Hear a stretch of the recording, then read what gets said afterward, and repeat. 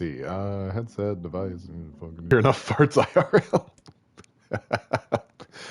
From who? Your pets or your kids or your partner or what? Like, now I'm just imagining, you know, Pip Mimi entering a room and just being like, disgusting! You know? Is that you? You've done that at least once, right? All of them? Okay, well, you're in trouble. You know, you're in a hell of your own design. And my heart goes out to you. It was fucking one of yous.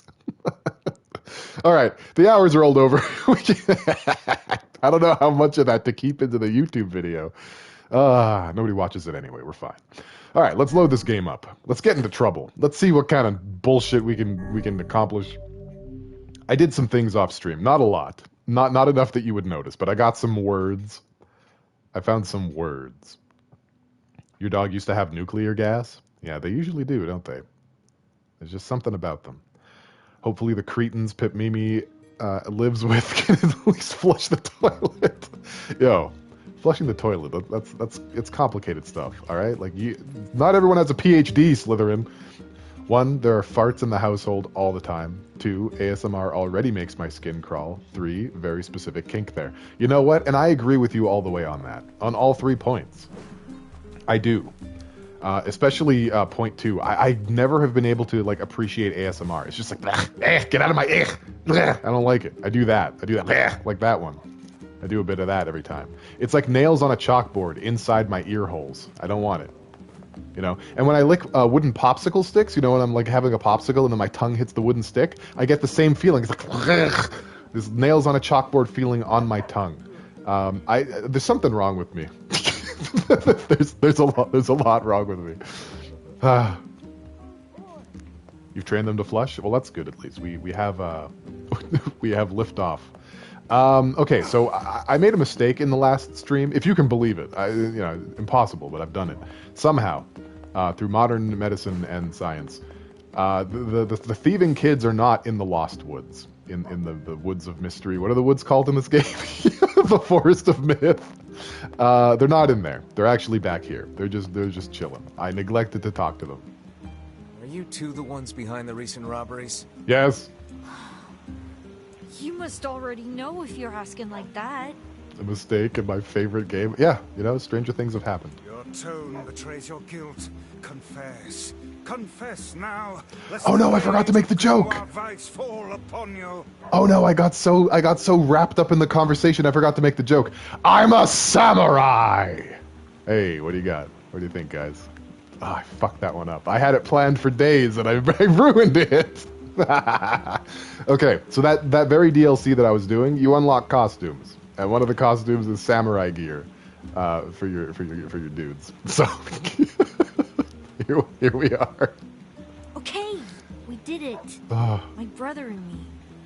Within the first 5 minutes, it still counts. 5-minute rule. It's still a good joke. My dude did get more swole, yeah. Why? 'Cause Dad told us to. Samurai gear is one of the reasons you're excited for Legends Arceus? Yeah, I guess that'll be neat. I suppose. Makes him look less anime twink. Your own father demanded that you steal. I think the young version of himself also gets a samurai outfit, like posthumously. I wonder, I haven't seen it though, so I wonder how that'll affect his twinkness, because he is like the epitome, the absolute epitome of twinkhood. This guy sounds like a real piece of work. Where is he now? Probably in the tavern. That's where he spends all his time. You like anime twunk? Baras don't appeal to me because I'm not a swole gay man. Not with that attitude, you're not. You're gonna have to leave in like an hour and a half. Kids are getting their first COVID shot. Oh, awesome. Good for them.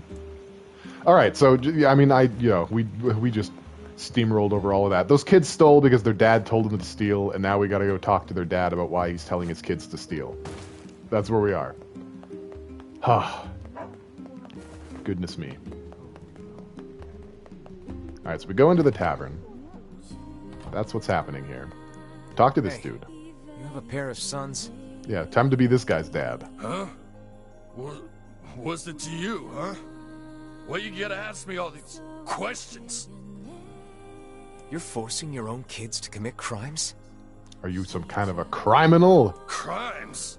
No, it's not like that. I just told him to go find some food for the family.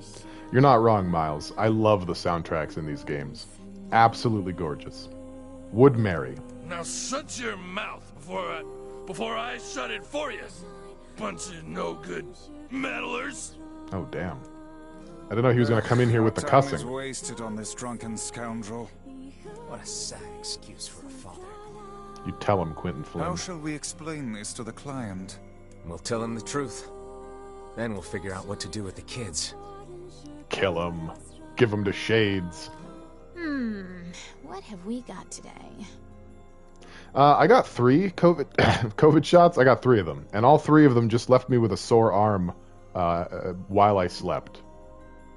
And then I woke up and I was okay again. I got pretty lucky. Considering my immune system is basically a toilet, it's pretty happy about it. I mean, I know it's not a live vaccine or even like a dead vaccine, but you know, still. There are people who got like symptoms, and I did not get any symptoms. Which job should I give you first? The King's Mask, baby. Fassade's looking for help again. The king needs materials for something. And he's a king, so you better hop to it. All right, I'm hopping. Hopping mad. Let's I go. wrote down the client's location on your map, so head over there to get the details. Good. Details aplenty. Okay. So I think there are a lot of quests in our quest log that want us to go to the strange thing shop. That want us to go to Facade in the first place. So we're just going to go to Facade. Did you find the culprit? Why the heck not? Yeah, but it's complicated. A pair of children driven to steal by an abusive father? Well, I certainly didn't expect this. None of us did. They shouldn't have stolen from you, but I don't think they're entirely at fault here. Agreed. I'll talk to the other shopkeepers and make sure they understand.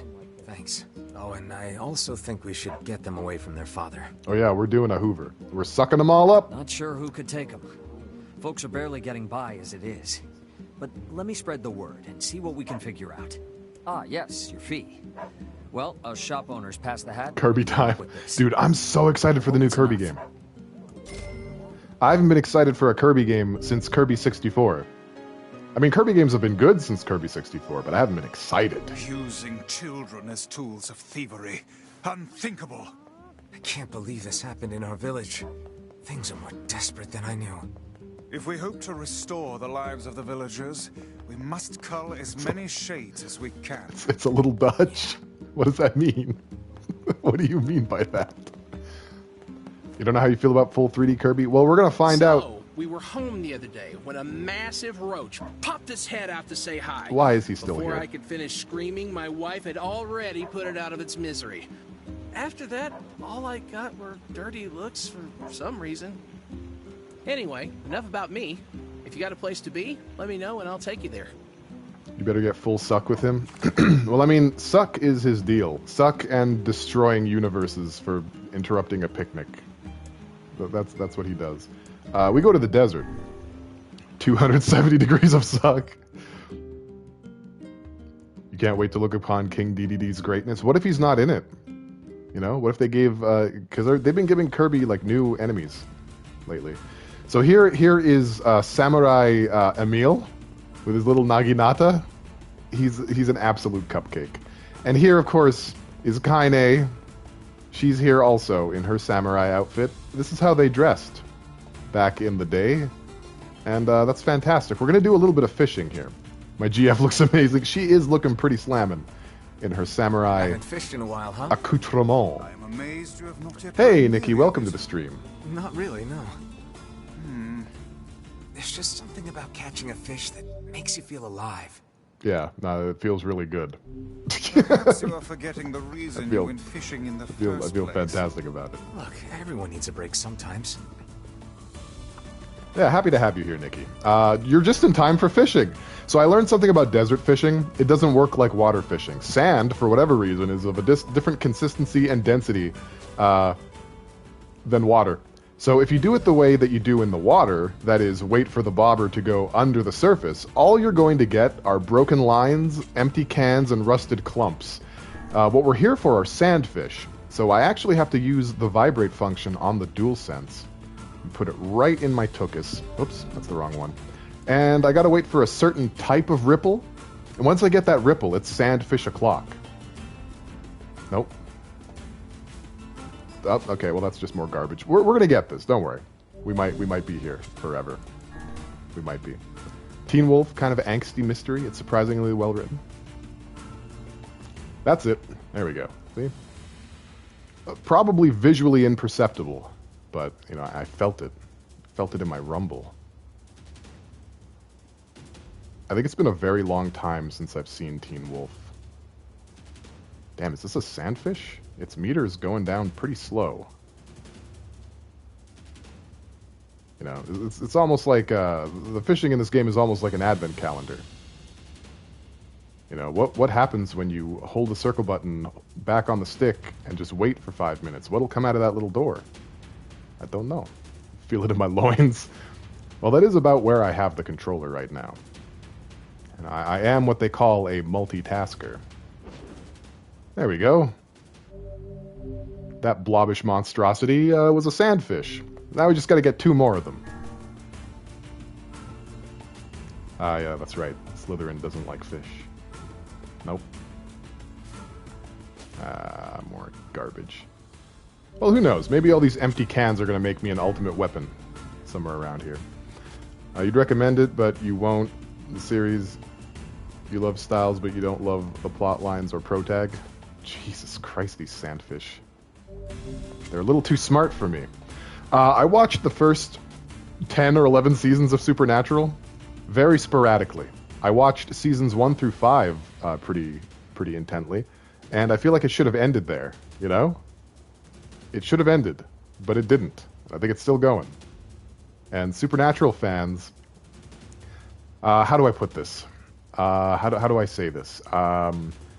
Supernatural fans are the same kind of easily impressed by low-effort writing as Kingdom Hearts fans. Yeah, I don't think that's controversial.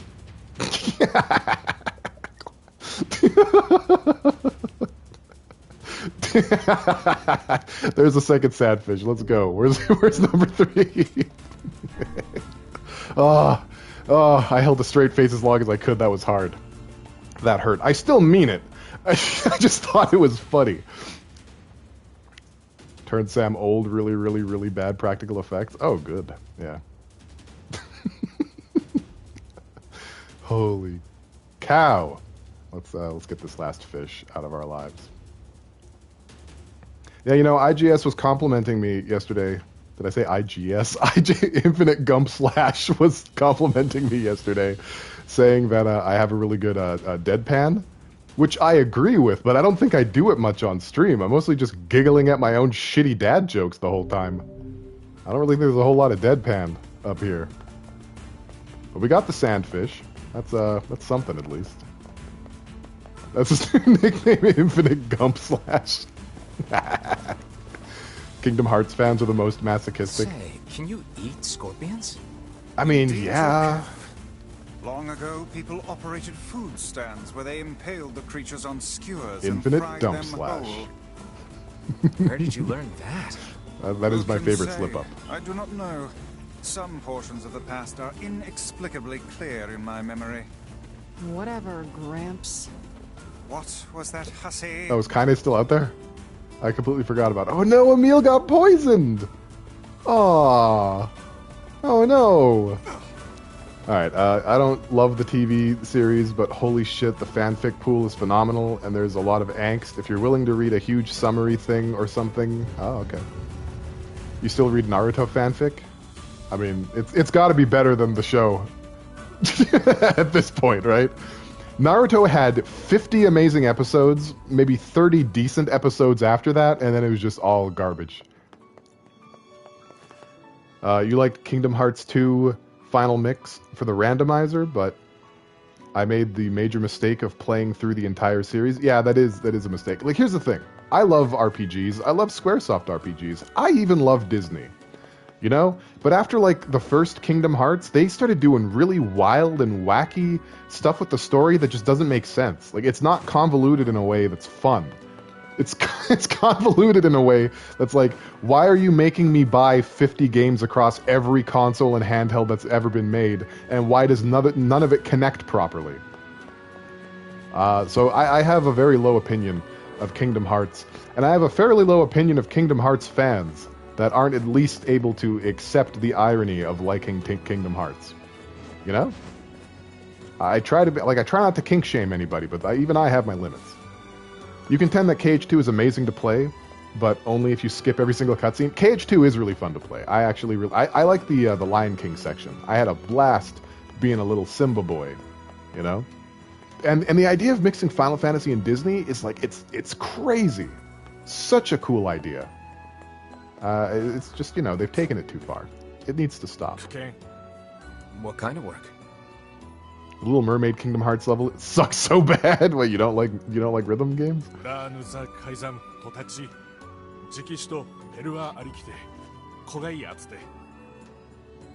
Well, Kingdom Hearts is quirky.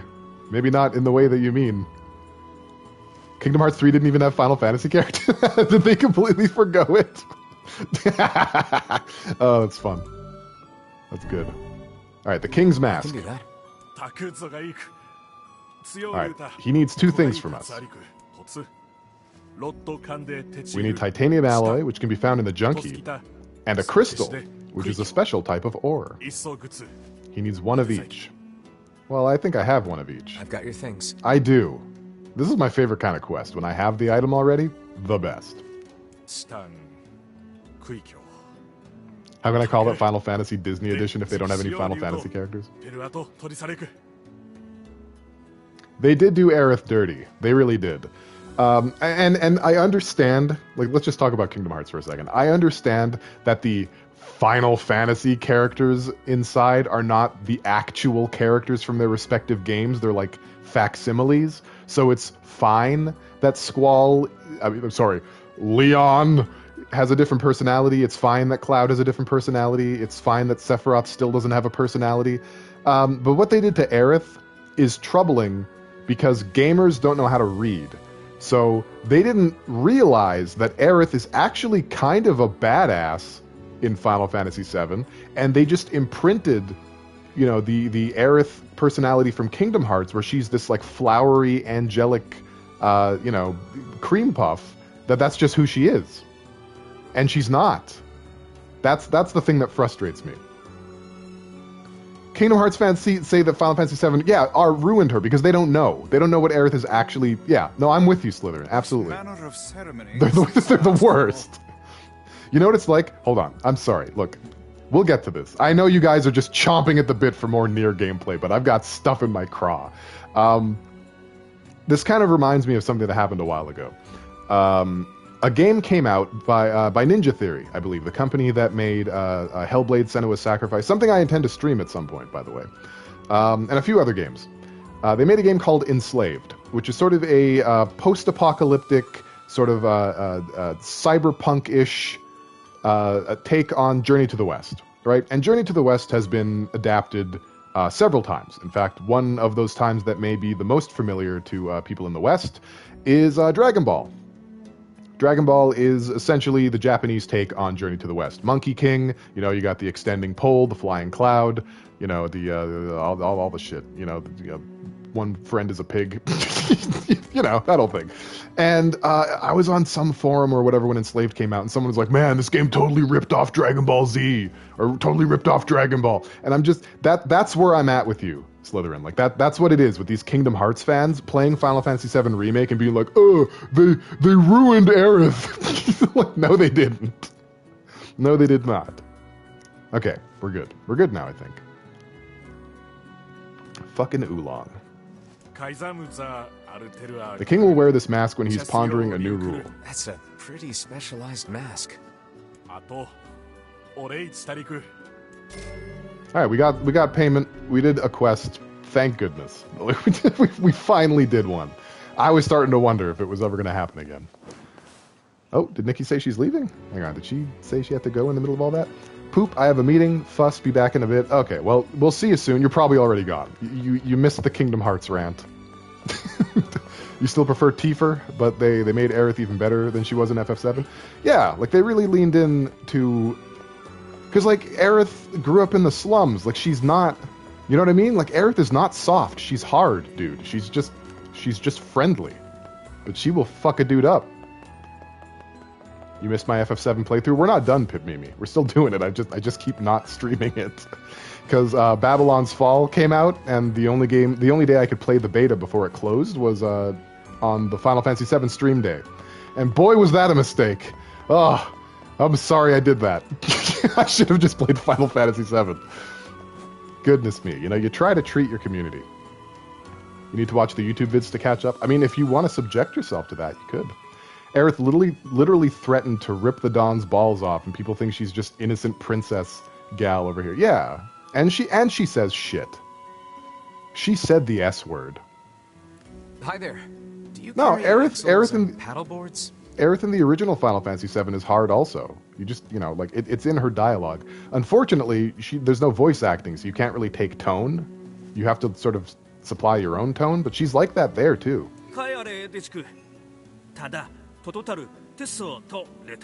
Although I don't think she said shit in the original FF7.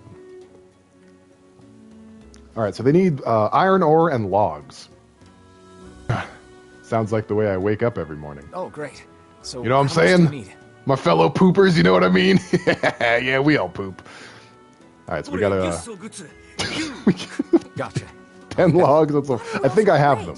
But they're a pain in the butt to maintain. Someone's gonna clip that. In the past, humans Someone harnessed different methods to provide energy. It might be me. Like I might what? clip it. One such method was achieved through the intricate compounding of iron and Oh. fire. It's funny you mention that, Pit Mimi. I'll What did they do explain. with that? Yeah, Oh, just a hang on. great many things. Oh, I'm excited. I It love could it. be used to power large iron crates called trains, or illuminate whole cities against the dark of night. Oh. Yeah, no thanks. Why not? Who wants to move a big iron crate? I don't. How am I supposed to sleep if it's all bright outside? I hate pushing boxes. Well, I suppose if you wish to look at it that way. Besides, my life is lots of fun already. If more people were like you, Emil, this world might not be half bad. I agree. Emil is the hero the entire world deserves. Here we go. Okay, before we move on. Alright, chill out, buddy. Alright, Pip Mimi, check it out. So, the developer of this game used to be called a company called Kavia. That's what they used to be called and were called. They made a game called Drakengard, which is about like a bunch of child abusers running around fighting dragons and shit. And tell me I'm wrong. The game had 5 endings, all of them canon, but the 5th ending involves them taking this monster giant woman statue creature into another dimension. And that dimension is our Earth. They showed up in 1990s Tokyo, Japan, and some fighter jets shot them down. And they crashed. And, they come from a world where magic exists. And we come from a world where magic don't exist. And so the introduction of magic into our world caused some problems. A disease started spreading called white chlorination syndrome. It was turning people into salt. There's more about that. I'll go into that later, maybe someday. But, there were problems. So scientists did some research on the dragon, on the monster thing, to try and come up with a cure or some kind of solution. They failed. But the last-ditch effort was something called the Gestalt program. And the Gestalt program basically was to take the souls out of our human bodies and then later integrate them into physical vessels that would be prepared at a later time.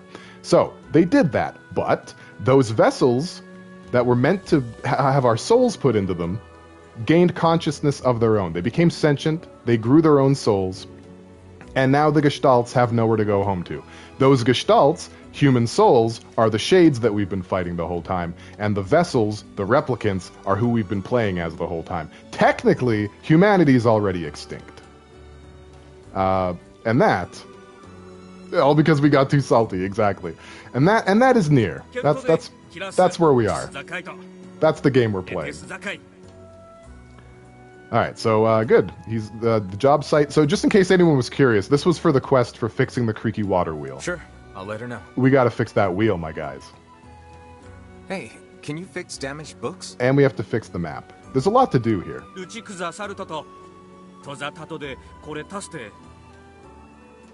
Water is very important, but it's the water wheel for NieR's village, not for facade. They don't get water. They just get to fix our water. That's called capitalism. The Drakengard rabbit hole is incredible. Yeah, it sure is. And when I said child abusers, I mean it. The main character is a sociopath, and his teammate are a pedophile, a child cannibal, and a child who can never grow up. Those are the protags of Drakengard. Those are our heroes. Alright, so we'll need 3 drops of machine oil, 3 eggplants, ladies. Sounds like your Friday nights, and some goat hides.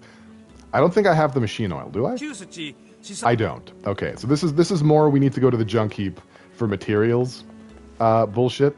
And we're going to be going to the junk heap eventually. Maybe even today. Who knows? That feeling when everyone in your party wants you in very different ways. Yeah, it's funny. Ariok, I think that's how you say her name. She's the one who likes to eat babies. She gets eaten by a giant monster baby at the end of Drakengard. Spoilers. And it's kind of the best. Yeah, the enemy is a female-presenting child with a male god inhabiting her. Yeah, that's true also.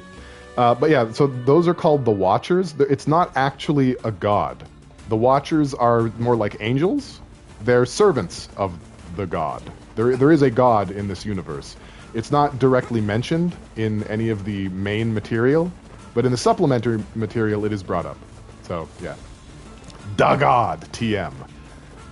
The Watchers, fear not the Watchers. La la la la la. The Watchers dance. La la la la la. Very creepy. We love the energy. Mana's pretty crazy too. Like not without the Watchers, mostly with them. She's actually a playable character in Drakengard 2, which is a game that follows the A ending of Drakengard. Like I said, all the endings are canon. Alright, so where's our boy here? Where's the red bag? There he is. Note to self, never offer honest feedback on the wife's cooking unless... Anyway, yeah, we already heard this one. Ha ha ha, being married is torture. Yeah, you're hilarious. We got it. I got you. I feel you. Let's go to Seafront first. We don't speak of Drakengard 2. It's kind of like Dark Souls 2 in a way, right? It's widely considered to be the least good, and it's also the one that wasn't directed by the madman responsible for the series. You believe the multiverse theory, so technically reality doesn't mean anything? Yeah, fair. That's true.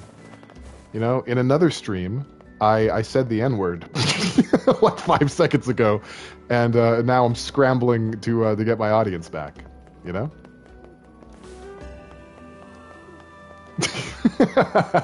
Well, I mean, half of me is allowed to say it, but I'm sure Twitch wouldn't care. Drakengard 3, though, that was the horniest period in Yoko Taro's life. Yeah, it was. The main character on a quest to kill her sisters also steals her concubines and takes them every night.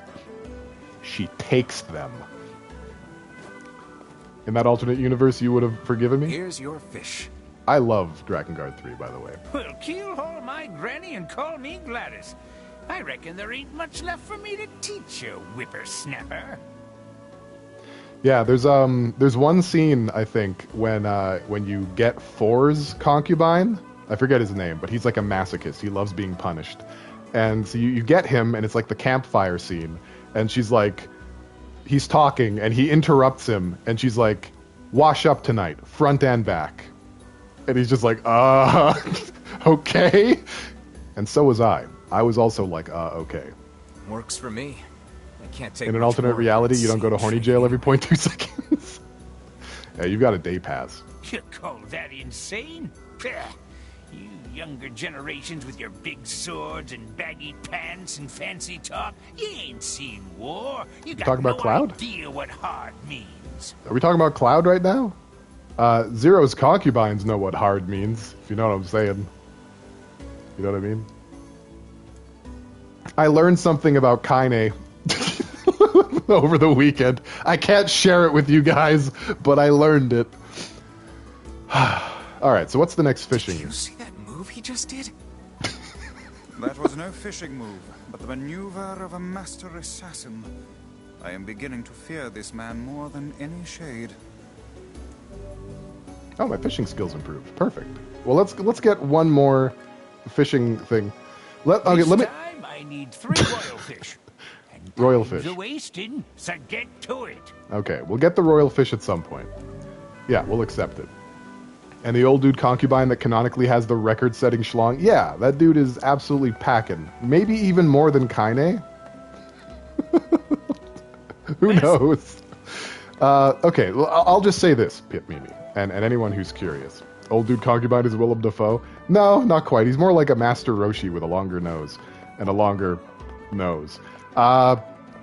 So with NieR, there are some novels. There are some light novels, some short stories that were written in an art book / lore compendium called Grimoire NieR, which I own. Oh no, I knew Kaine had a Beppis. I just didn't know that it was a big Beppis. And so there's a story that kind of involves Kaine, and it goes into some pretty descriptive detail about what Kaine's got going on. And so that was my weekend. Let's see, what else are we doing here? Let's comb the beach. Where did that enormous ship even... She has the Bepsi.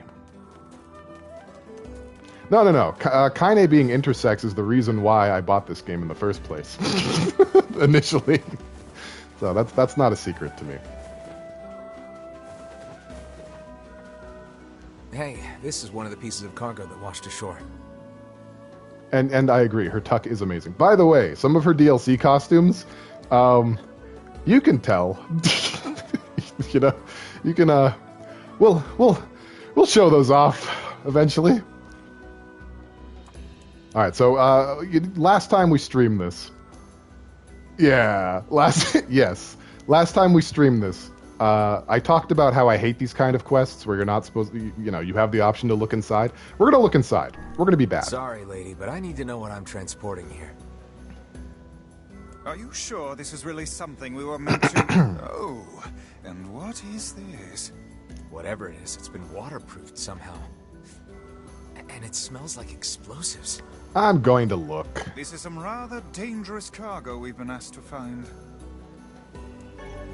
It is filled with strange I wrestled with it long and hard. What on earth was that old woman transporting?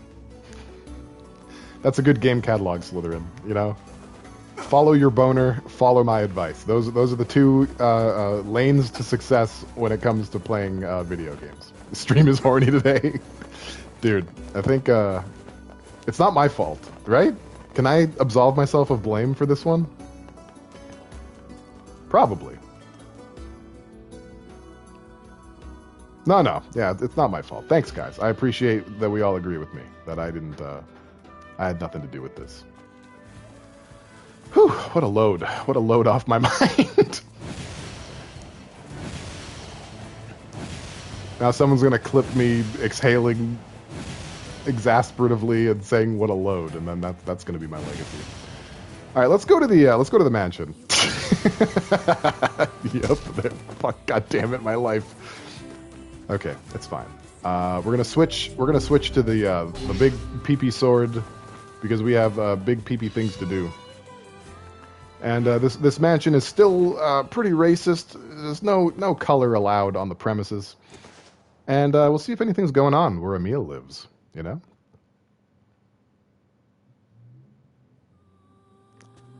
I was very delicate about the way that I discussed this. Terribly sorry to disturb you, but I fear we have a situation. I haven't unlocked the big poo-poo sword yet. We're still working up to it. The poo-poo sword requires a lot more, in-game hoop jumping than the pee-pee sword. And guys, just Grimoire NieR stories. The NieR wiki has them. Just treat yourself after the stream. Go ahead and I think the word witch is in the title. There you go. Off you go. You got it. I was attempting to tidy up the study earlier, only to find that it has been occupied by a shade. Oh no, a shade in the study with the candlestick. Shades really seem to love this place, huh? I take it you want us to kill the thing? That may not be necessary, sir. It's not causing any trouble. It is simply sitting in the study. Nah, you want me to kill it. I gotta kill it, right? Yeah, he said kill it. He basically begged me. It didn't attack you. It did not, sir. Oh. Pip Mimi. Well, I don't care if it's wearing a tuxedo and drinking a cocktail. If it's a shade, I'm gonna kill it. You see my little floating dude in the samurai floating shit? That's Emil. And he is an immortal, indestructible god of death at this point, essentially. Because before the Gestalt program, scientists tried some other stuff to keep humanity alive, and they ended up making some weapons, some biological weapons. One was a kid who could petrify things, and one was his sister who became an invincible skeleton monster. And then we went into the basement of this place, and they fused together, and now Emil is a invincible skeleton monster with a heart of gold. And we love him. We stan Emil in this stream.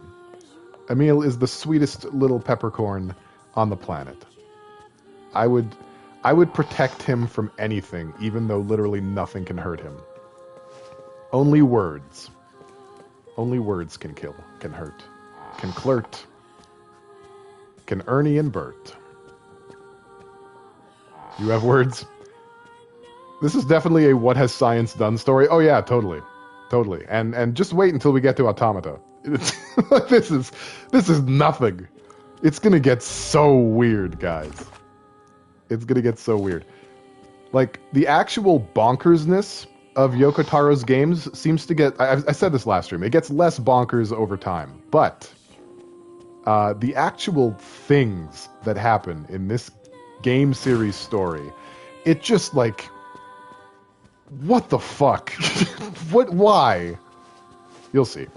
You'll understand. Like, literally, what didn't happen to this planet? Right? You think of it, it happened. Yoko Taro did it. This must be the friendly shade. Still, a shade is a shade. Let's get rid of it. Yep, that's that's progressive. So this shade, what you're supposed to do is you're supposed to use your magic fist to fist it into the bookcase, and then it dies in one hit, because it's actually got insanely high defense. My PP sword has insanely high attack, so it's not going to feel like insanely high defense. But killing it the way the game doesn't want you to nets you a word. So we're going to get that word. You could live in my home. We're going to do it. I'll crush you like a bug.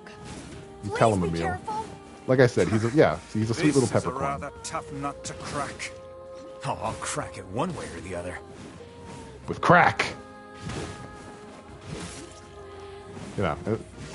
It does make me feel kind of bad. Like, this thing it's not even fighting back. It's just backflipping out of the way, and I won't take no for an answer. There we go. And we got Viril, which increases our weapon's guard break by 15% if we choose to equip it, which I don't really see the need. But that is a missable word. If you finish this side quest by hitting it with the magic fist, you can't get this word on this playthrough. Period. We killed that shade in the study. And I don't just mean this playthrough. I mean the entire playthrough. Like, your file can no longer get this word. Murdering innocent, backflipping shades. You know how we do. Excellently done, sir. And now I must insist that you take this payment. Yeah, I really put up a fight. It really made my job hard. But mission accomplished. We got it done. It's out of our way. It's out of our butt. Our butt is pretty clean right about now. The Funk Soul Brother. What was a shade doing in there in the first place? I wondered that myself. Surely that creature lacks the intelligence to read books, yet I cannot imagine what else it hoped to accomplish there. I take it you looked up the screenshots of her DLC costumes. Yeah, she's definitely a grower, and she definitely tucks. But unless, I don't know, can you see it in this costume? I don't think you can. Not in this one. Sorry, Kaine. She's got a little bit of a, I don't know, whatever. It doesn't really show in that one. Let's go. Let's stop ogling Kaine and let's do our mission. Oh, you read the story. Oh, okay, I see. Yeah. She got a bump. Yeah, it doesn't really show that much on that costume. The other one, the Kabuki one, is a lot more prominent. No, it's not me. I'm giving lore. I'm handing out trivia about my favorite game to you guys because I want you to know why I love this game so much. It's got a place so close to my heart, despite the fact that playing this game is actually torture. I love it. I love it so much.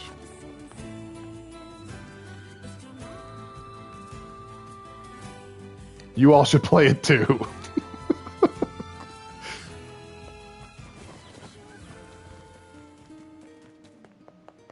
Okay, so we we fixed the water wheel. Honestly, your fave games are like that too. 99% of the time, I don't care about gameplay that much. Look, I realize that this game is something. it's not the something that most people want. I understand that, and it doesn't matter to me. I love it anyway. I think it's great. I even like the gameplay. I recognize it's going to take a little while. It's important to know. I think it's an important skill to have. To be able to differentiate stuff you like from stuff that's good, right? A lot of people think because they like something, that means it's good. There are plenty of things that I like, plenty of things that I love that are bad, and that's okay. I still love them. The guy said he'd bring them to you when they're ready. Gameplay is just a vehicle to get from plot point to plot point for you? Yeah, for games that, if you care about story, or for games that care about story, that's definitely great. true. I found someone to do the repair work, so we should be in business. That's most RPGs. But if you play like Devil May Cry, does anyone know the story of Devil May Cry? Anybody? Like, demons are up to some shit. Like, that's the story. Here, I've got a little reward for all your hard work. Without the gameplay, you don't really have much in there. You play Devil May Cry because you simp for Dante? I mean, fair. I think we all simp for Dante a little bit. So we got the creaky water wheel done. These side quests are like rolling off of our backs, like some kind of a duck. The village fountain is starting to break down. And the problems Sometimes never it won't stop. Put out any water at all. Hate it when my fountain doesn't put out. I would speculate that the source of the problem lies in the fountain's pump. That's my guess too. We got to give it the pump so it'll put out. Parts made for the water wheel, so I'm hoping you could do the same for the fountain. You forgot to harvest the 80,000 eggs I have? Oh! Well. You gonna go do that now then, or? Sure, why not? I'll look into it next time I'm in Facade. So here's the annoying part. I couldn't accept this quest until we finished the water wheel, so I have to go back to Facade. I couldn't do all my grocery shopping at once. You know? This is like you do a shopping trip, you come home, you walk into the door, and you forgot to buy air. Now you gotta go back to the store to get some oxygen. It's the worst. It's the worst. There's just there's no reasoning. You often forget to buy kitty litter. Which job should I give you first? Research project. That butler from the manor needs your help.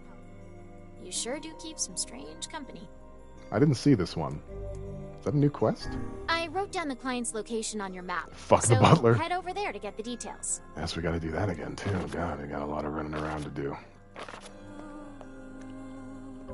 Okay, so what's the name of that quest? Research? Is it literally just called research?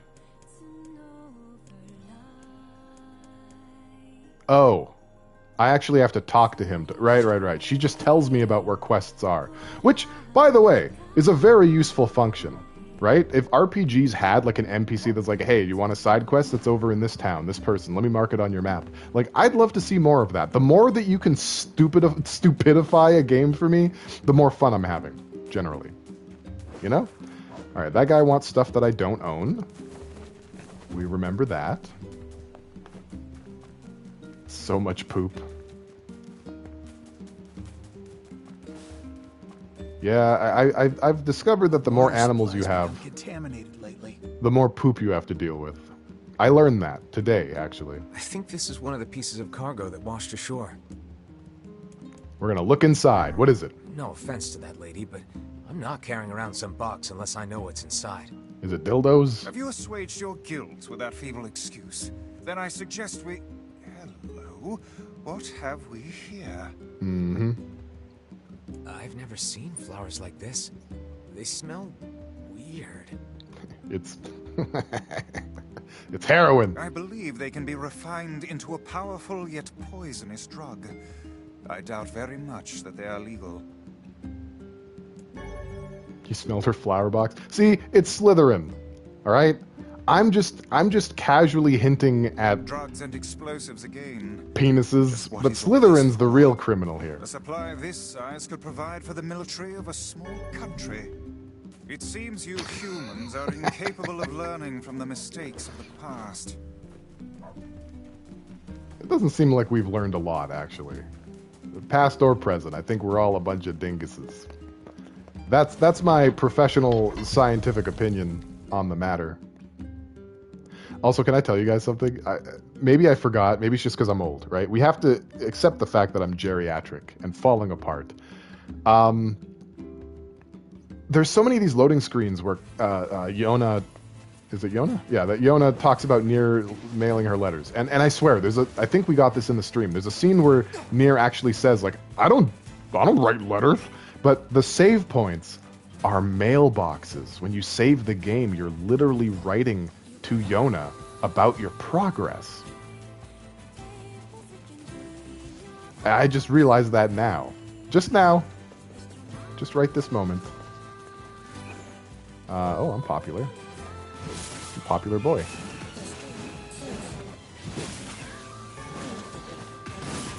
Yeah. I mean, it'd be a lot sweeter if she weren't, like, presently kidnapped by the main character's gestalt, but, you know, it's still something. I went into the wrong place. You'll have to be patient with me. I do this sometimes. He's thinking about her. Yeah. And when she gets home, which totally happens, she'll get to read all those letters. And she'll be so happy.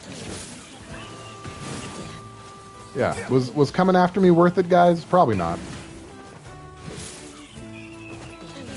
Even when he's fixing water wheels. Dear Yona, today I fixed a water wheel. There it is.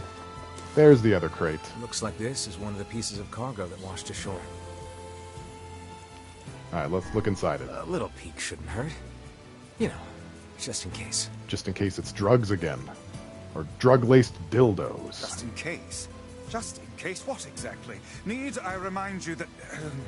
what are those? It's cocaine this time. Unlabeled medicine bottles with some kind of white powder inside. Slytherin! What the fuck? You're magic! How did you know? Oh, given how carefully they were packed, I doubt we are dealing with sugar. We're dealing with booger sugar, baby, you know what I'm saying?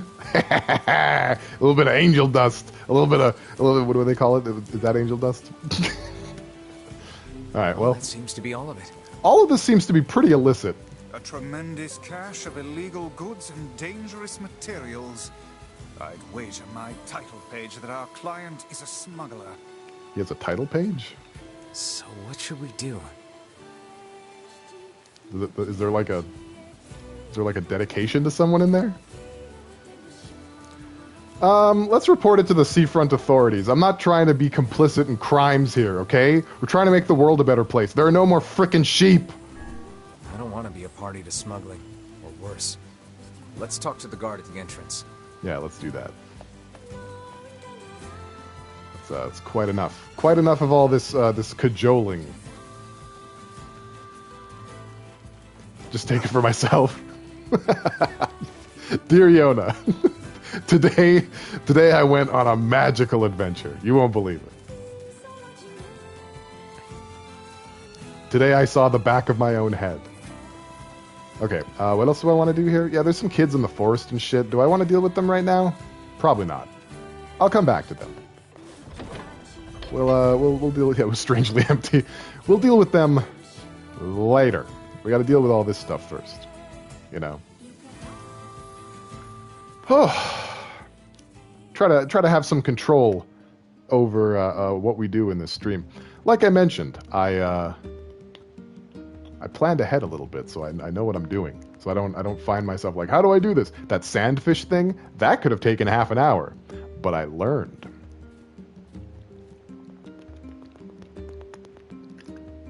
Oh, that was a good one. Thank you for the Hydrate Papa Beatloaf.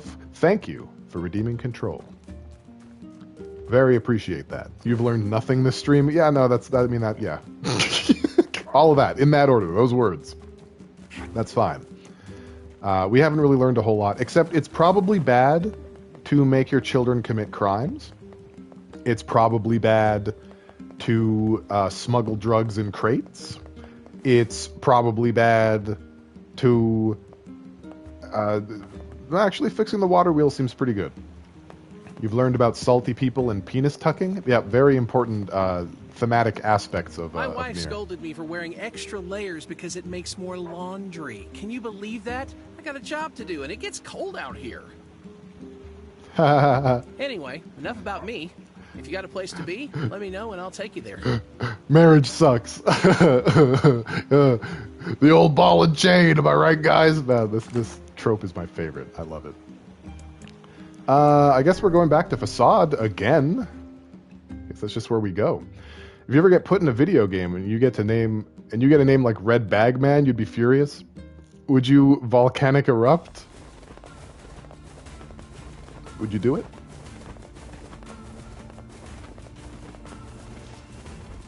You know, I think The Legend of Zelda Ocarina of Time really fucked up the landscape of gaming. You know? You see what I'm doing right now? This rolling to move faster thing? This is Zelda's fault. If it wasn't for that game, developers would just make, like, decent running speeds. But no. And now I'm poisoned. It's just, there's no end. There's no end to it. You would be more like Explosive Lady? I think that's a pretty good tag. I think that's good.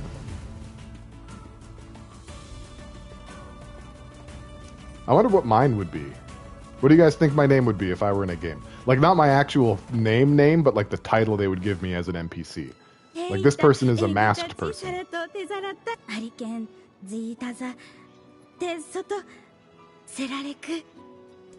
Delightful. Floofy-haired man. Guy peeping on Kaine. It doesn't even matter if I'm in this game. Whatever game I'm in, I'm Guy peeping at Kaine. Absolutely. Hey, now I need a pump for a water fountain. I co-sign Got this. anything like that? Oh. We finally hit the bottom. Welcome back to the stream, Nikki. You missed a lot. You missed quite a bit. We were horny for a while. It got out of hand, but we're back now. What do you need? All right, he needs electrical parts for the pump, so the fountain will put out. All right, 10 broken motors, 10 severed cables. All right, I'm on it. I might have those. I don't. I don't have any of those. Okay, so the need to go back to the junk shop, or the junk heap, increases. It compounds. It's a nightmare we'll never wake up from.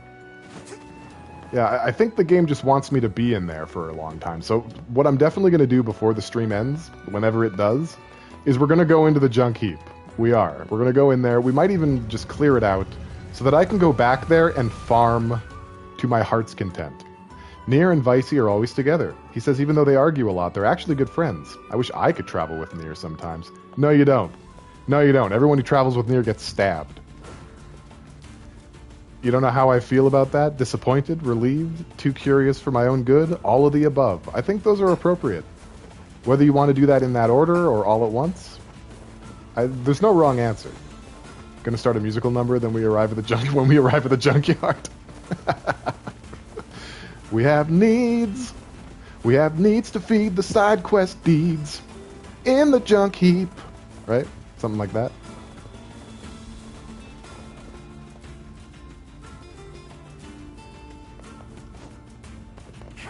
Okay, where do we want to go? Better than all of cats. Okay, hold on. I'm like at the end of my rope here. What are we doing with our lives? Okay, so we need some shit. We don't have shit. We got to talk to the dude, the Seafront Authority. We're going to the we're going to the junkyard. I don't even know the melody you want with that, but it sounds good. It sounds like it's really soulful, to the tune of Car Wash. Oh, we're going to the junkyard. Okay, yeah, that's cool. Old fisherman, yeah, we gotta catch 3 royal fish. More shit we don't have. More shit we don't have. Kids in the forest. More shit we don't have. And that's basically it. So, Jesus. All right. Well. Note to anyway. Enough about. Great. Jesus. Let's just go to NieR's village. Holy cow. What makes a fish royal? Does it play Persona 5 Royal? I played Persona 5 Royal at the insistence of KDOT, and it was good. It was good. I don't know that it was worth 200 hours of my life good, but it was good. And I'm a little disappointed, actually, if we're going to be honest. I'm a little bit disappointed that all the stuff that it established, all the new elements and characters and story beats, not canon. They didn't get included in any of the spin-offs or the anything. None of it was real. Yeah, Persona 5 Strikers doesn't include any Persona 5 Royal content. And neither do the music games. They just act like it never happened. Which is a shame, because it's really good stuff. I really like what they did with it. Yeah, the new characters are good. They weaved it into the main story really, fluid. There's so much fluid. Alright, we're gonna go fishing again for a little bit. Just because I need more than one reason to go back to Seafront. You understand? Okay, so we want to use earthworms. How dare you? Oh, there's a boar here too. Oh my god. All right, I wasn't gonna be violent. Okay, that's it. Round 2, buddy. Coming after me. Do you not see that I'm a samurai? He didn't know I was a samurai. Where's the fishing spot? I feel safe in my own neighborhood. All right, earthworms. That old fisherman yet? One wonders how talented a fisherman he actually is. You saw that chip on his shoulder. He must be amazing. Have you actually seen him in action? No. Well, off to fishing then. Yep. Yep. Good old fishing. We only do fishing when Nikki's here. You know? There was no fishing between Nikki leaving and coming back. But now there is. We're back. We're back to fishing. I'm happy to report to you that this is the 7th quest in the fishing line. No pun intended. And there are 10 of them in total. So we're almost done. Something wet joke. Fatal Frame. Oh, I was going to make a black box joke when we were looking through those cargo containers, and I forgot to. I'm forgetting all of my pre-planned jokes, guys. The stream's organic. Yuck. So I guess that's what a royal fish looks like, if you were wondering. We just got to get 2 more of those, right? No additives here. Fair. And, not to ruin my own luck here, but the RNG's been pretty nice with the fish. You know, sometimes, like, you can catch multiple fish with a single type of lure or bait, and a lot of times you cycle through just, like, a ton of garbage. Sometimes literal, sometimes fish you just don't need, to try and get to the ones you actually do need. Koromaru, Morgana, or Teddy, who will you sacrifice? Well, my knee-jerk response is Teddy.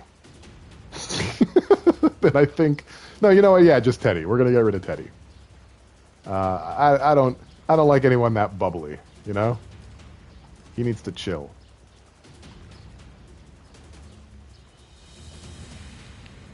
Although his tragic backstory did make me care about him quite a bit. There's another royal fish. Let me get back to the stream thing here. I have like a little cheat sheet here. We don't want to miss out on anything. All right, one more. Here we go. Is it lucky number 3? I'm keeping track of words and quests. Slytherin, you would too, if you were playing. Oh fuck! If you were playing this, I'm not hacking. You're hacking. You do with every game. Nice.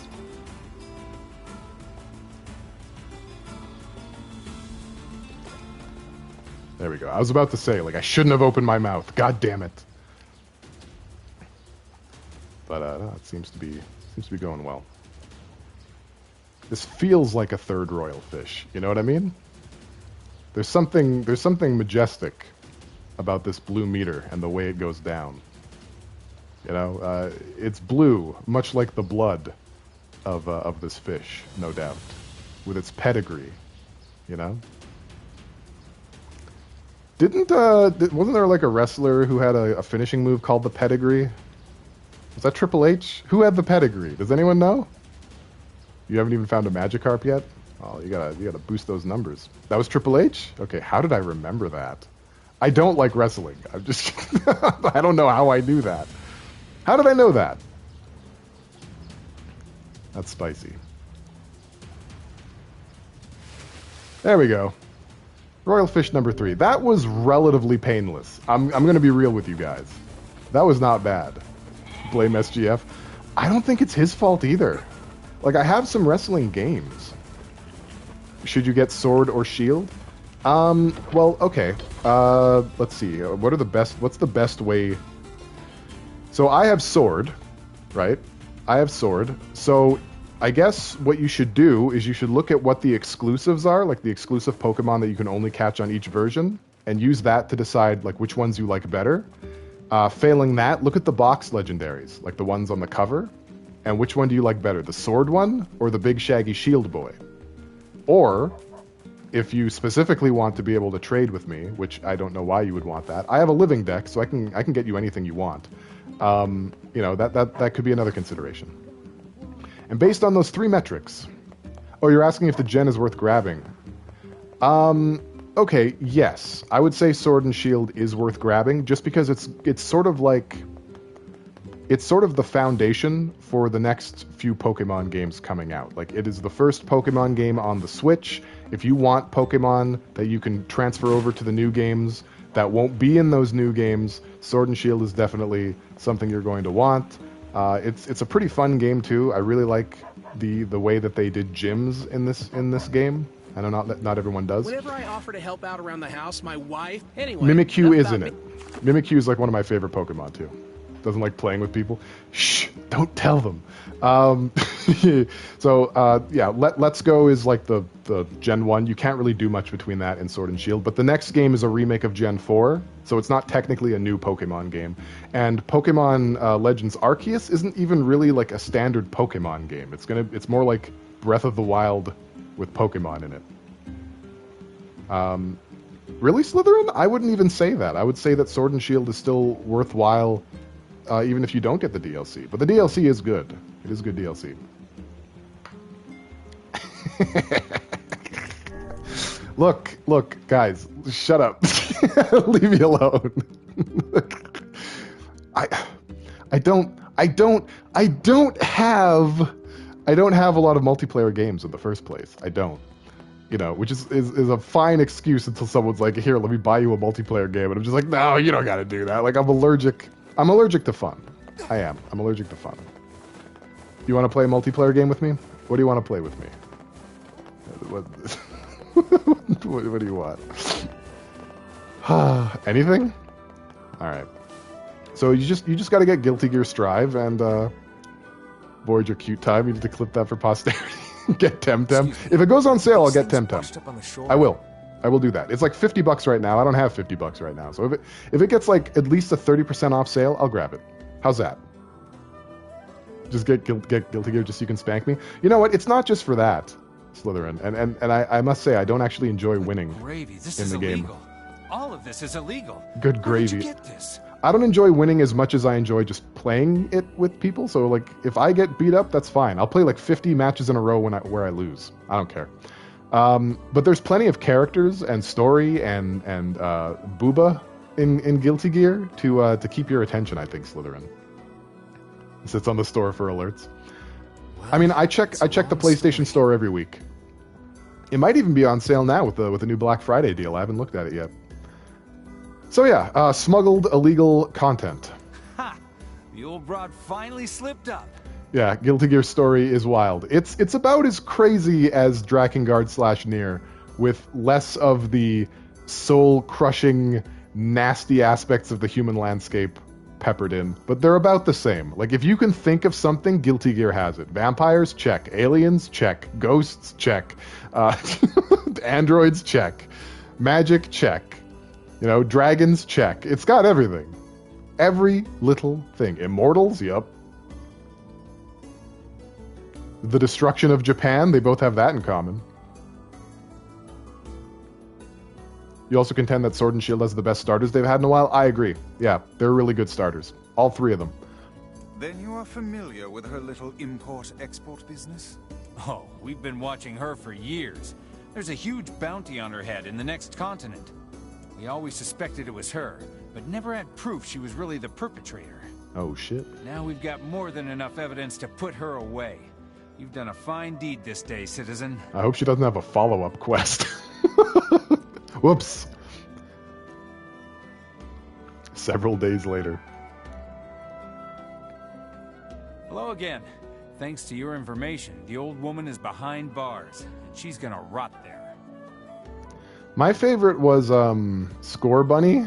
Is that what it's called? I don't even know. The rabbit, the fire rabbit. I liked it.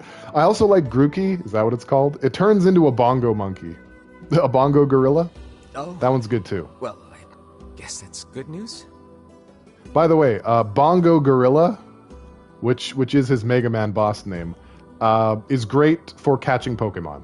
You can learn False Swipe, big HP pool. You can equip like a leftovers to keep gaining HP back. Pretty good for catching Pokemon early game and mid game even. Sure is.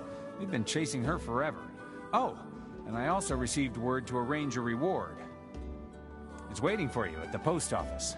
I actually have a little Score Bunny plush. Just 1 second. I'll show you guys. I'm not shy. Hi. I got this little Litten plush here. Not Litten, Score Bunny. You guys are messing me up. Chikorita was your old-time favorite? Who was my Gen 2? I think it was Totodile, right? Yeah. I also, one of my favorite Pokemon is Beware, so I have a Beware plush up there too, but I'm not going to take it down. Not going to do it. Not today. Beware is my favorite, not only because Beware is a red panda, but also because Beware gives really good hugs. Some might say fatal hugs. Fatal hugs, Maiden of Blackwater. Alright, you chungus. I wasn't paying attention. I think I'm getting the hang of this. Did we get the reward for that quest? What was the amount that we got? Did anyone see? You got to see the Beware plush? You did. Yeah, I did. I showed you. Beware was on your team when you spanked Leon. Beware is one of my battle Pokemon, I think, for Gen 7? I think? Ultra Sun and Ultra Moon? He said go to the post office. Alright, thank you, Pip Mimi. Thank you. Jesus. Well, what would I do without you? And call me Cecil. What? Looks like the fisher boy has become a fisherman. What? Well, shit my pants and tell the Coast Guard. Like, what is wrong? Why are you saying these things? But do you think you can push me off of my spot? Come on, let's go. Alright. Cyndaquil is an adorable little tsundere. Yeah, they are. And I'm just using my left hand. Gross. I think we've moved beyond fishing at this point. Gross. Alright, well, we've gotten a little better at fishing. I got something special for you this time. Go out there and catch me 2 blue marlin. D's upset. Game is horny too. There's no escape. There's no escape from the horny D. Can't do it. How is that special? Only ever caught one once myself. Bring me those fish, and I'll call ya Master Fisherman for true. Alright. Sure. Where's the dude? Oh god, where's the... Alright, we're gonna do the Blue Marlins later. I know we're here. We'll wait. Okay, do we remember where we get dropped off when we fast travel? here, right? Can we fish from here? I don't think we can. Okay, so he probably means right in front of him. Let's just... Okay, hold on. Let's go to the post office first. Let's not lose our panties here, okay? We need them for what comes next. Post office. Let's go in here. Get chat back up here. Squeenix should make an FF10-2, but with dudes who do the Maho Shoujo thing. I agree. Hey there. You're quite the bounty hunter to have caught that slippery eel of a woman. Gross. It was more luck than anything. Takes more than luck to catch someone like that. Anyway, hang on. I got your reward right... Yeah, here it is. 50,000 gold. Oh, that's thick, boy. That's good. Damn, that's a lot of money. I'll take it. You know what? Being a snitch actually pays off. This is just your share. That woman must have been among the world's most wanted criminals. And considering there's only like 20 people left in the world, that's, you know. Alright, great. Side quests out the wazoo. You'll give me my stitches later? Damn it. There's always a cost. There's always something going on with these stitches. With these snitches. Let's try and get some marlins, I guess? Question mark? I don't fucking know. Alright, buddy. Speaking of stitches. Oh, what about them? Wait, I think it's with a lure, right? Let me just check my my sheet cheat here. My short.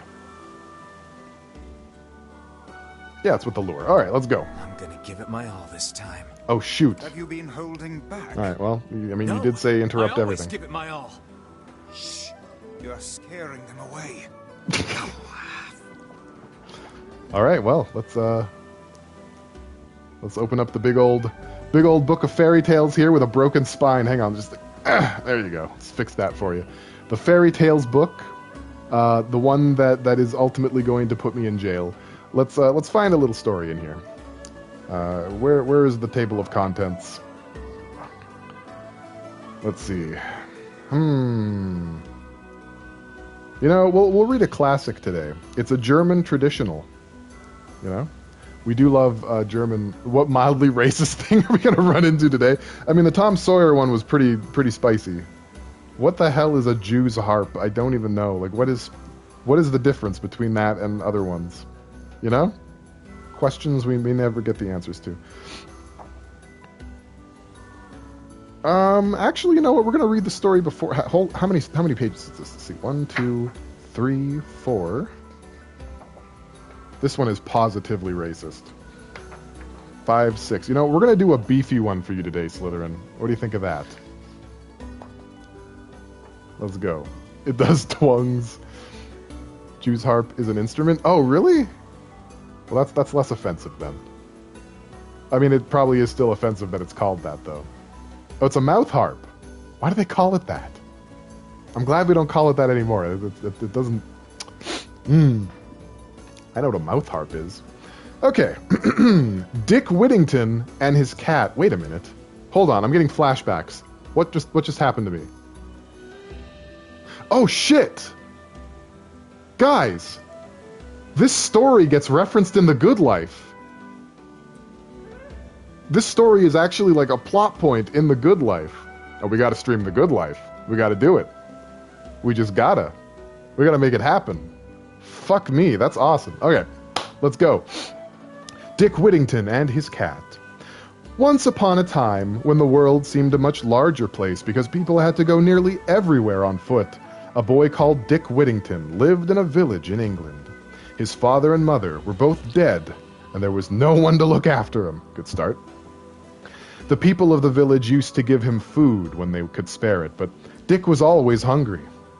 In those days, the great city of London seemed like a fairyland to country folk who had never visited in their lives, and Dick heard many strange things about London. Its streets, people said, were paved with gold. This interested Dick, who had always been poor, and he decided to go to London and see for himself. It was a very long walk to London, and Dick Whittington would never have found his way there if it had not been for a wagoner who let him walk beside his cart. Not let him in the cart, though. Couldn't have that. Hey, Kaine, welcome. Yeah, we're doing a story right now. Let's see here. After journeying many days, they came to the great River Thames and could see the city of London with all its tall church spires across the water. How'd I do, Pip Mimi? Did I pronounce that right? Did I say it right? Poor Dick. The wagoner paid a toll, and then they were allowed to cross London Bridge and pass through a large gate into the city. "Now you're on your own," the wagoner said to Dick, and the boy set off bravely, hoping soon to find the streets that were paved with gold. But instead of gold, he found mud in the streets and streams of dirty water running down the middle of them. People hurried past him carrying loads of chickens, milk, and fruit, or shoved him against the walls of the tall houses to make room for their horses to pass. Everyone seemed to be shouting to be heard, and everyone seemed in a hurry. No one wanted to listen to him or give him food or even a chance to work. Presently, he found himself outside the gate of a large house. He could see into the big courtyard, which was piled with sacks of corn and barrels of food. Servants were carrying them up into the attics and down into the cellars. With so much going on in the household, Dick thought there might be some work for him there, too. A delicious smell of roast pork and baked apples came floating over to him from the kitchen, and so he decided to ask the cook for a job as kitchen boy. Unfortunately, the cook was a very cross woman with a temper as hot as the oven she stoked. She gave Dick Whittington several cuffs around the ears. Oh shit! It didn't take long, did it? We're already in there. Cuffs around his ears as he told her his story, and then she said that he could stay. And wait, hold on, is this right? She gave Dick Whittington several cuffs around the ears as he told her his story. So she's just beating him up while he's telling her his life story? she's just smacking him around? Okay. And then she said that he could stay and clean out the pots for her and eat the scrapings inside them if he was hungry. The pots were all made of iron and very heavy, and some of them were almost as large as Dick himself. I'm sorry, I'm 5. They were always covered with soot from hanging over the open fire, and the cook was forever scolding Dick for not getting them clean. As a punishment, she made him sleep in a small attic under the roof. The only light was what came through the cracks in the tiles. All he had to lie on was a bale of hay, and he had to share this with the mice and rats who nested in it. He could not sleep at night because they were constantly fighting and scratching for food. One Sunday morning, when he had a little time off, Dick Whittington went down to the river to see the big ships lying at anchor there. He was walking over the cobblestones when he saw something bright shining in the sunlight at his feet. He bent down and picked up a small gold coin. Eagerly, he hurried to the nearest fish stall and asked the woman there if he could buy her cat. She agreed, and he took the cat home, where it soon caught all the rats and mice that had made him so miserable. The house belonged to a wealthy merchant named Fitzwarren, and soon after this, he called all his family and his servants together. One of his big ships was about to set sail on a trading voyage, and he told them that each of them could send something on it to be sold or exchanged for rich goods and foreign lands.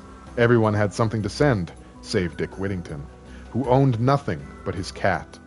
But he finally let them persuade him to send it with the captain on the forthcoming voyage. For many months, nothing was heard of the ship, and the cook began to bully Dick more and more. She threw things at him if he was late, and hit him if he got in her way. She shouted at him whatever he did. Dick was so unhappy that at last he decided to run away. Early one morning, he wrapped his spare shirt in a red-spotted handkerchief, tied it to a stick, and left the house without waking anyone. He made a bindle! Man, people don't make bindles anymore.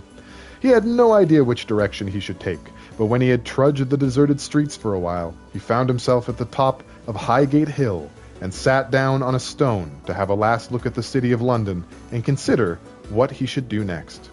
Just then, bow bells began to ring. "Turn again, Whittington, Lord Mayor of London," they seemed to call, and they rang it again and again, echoing loud and clear across the hushed early morning air, until Dick jumped up, his heart pounding with excitement. Oh, Dick. "Lord Mayor of London," he exulted. to the sky. Me, Dick Whittington! It's worth putting up with that mean cook and her dirty pots and pans if I can drive around the city in a fine coach when I grow up. I was wrong to try to run away.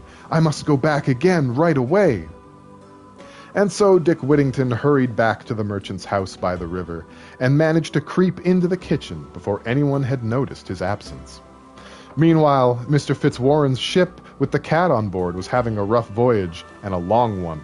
At last, it was driven by the wind onto a part of the Moorish coast, which no traders had ever visited before. The Moors were delighted to see the captain and his crew, and their king ordered a big feast to be prepared for them. Just in case you guys don't know, the Moors are black people living near Ireland, if I'm not mistaken, right? They're the European black people. So we're going somewhere. We're headed in a direction. Well. Let's see, where was I here? However, before anyone had a chance to eat more than a mouthful or two of the food, a swarm of rats and mice burst into the room, ran all over the table, and ate up everything on the richly laden plates. The Moorish king explained that the country was infested with these vermin, and that he would give anything to be rid of them. Probably his kingdom, right, guys? Am I right? It's probably his kingdom. He's just going to give it away. At this, the captain saw a chance of striking an even better bargain with the king. Your Majesty, he announced, your troubles are ended. You need not be starved of your food anymore. I carry with me on me ship a great and terrible creature, the enemy of all rats and mice. So greatly do these vermin fear it that the smell of it alone will keep them away from your kitchens and granaries. The king was amazed to hear of such a creature and asked to see it at once. The captain hurried back to his ship and returned with Dick's cat under his arm. He set it down on the carpet in front of the king and queen, and immediately its whiskers began to twitch. Then its tail flicked from side to side, and its eyes narrowed to 2 yellow slits. Suddenly, it pounced under the queen's throne and pulled out a big rat that had been hiding there. It killed the rat, and then another until, within a surprisingly short time, almost all the vermin had been killed. The king ordered another great feast to be held, and this time everyone had as much to eat as they liked. After a few days of feasting, the captain began to make ready to sail. The king wanted to buy the whole ship's cargo and offered him, in addition, half the treasures in his kingdom in exchange for the cat. Yep, see, there it is.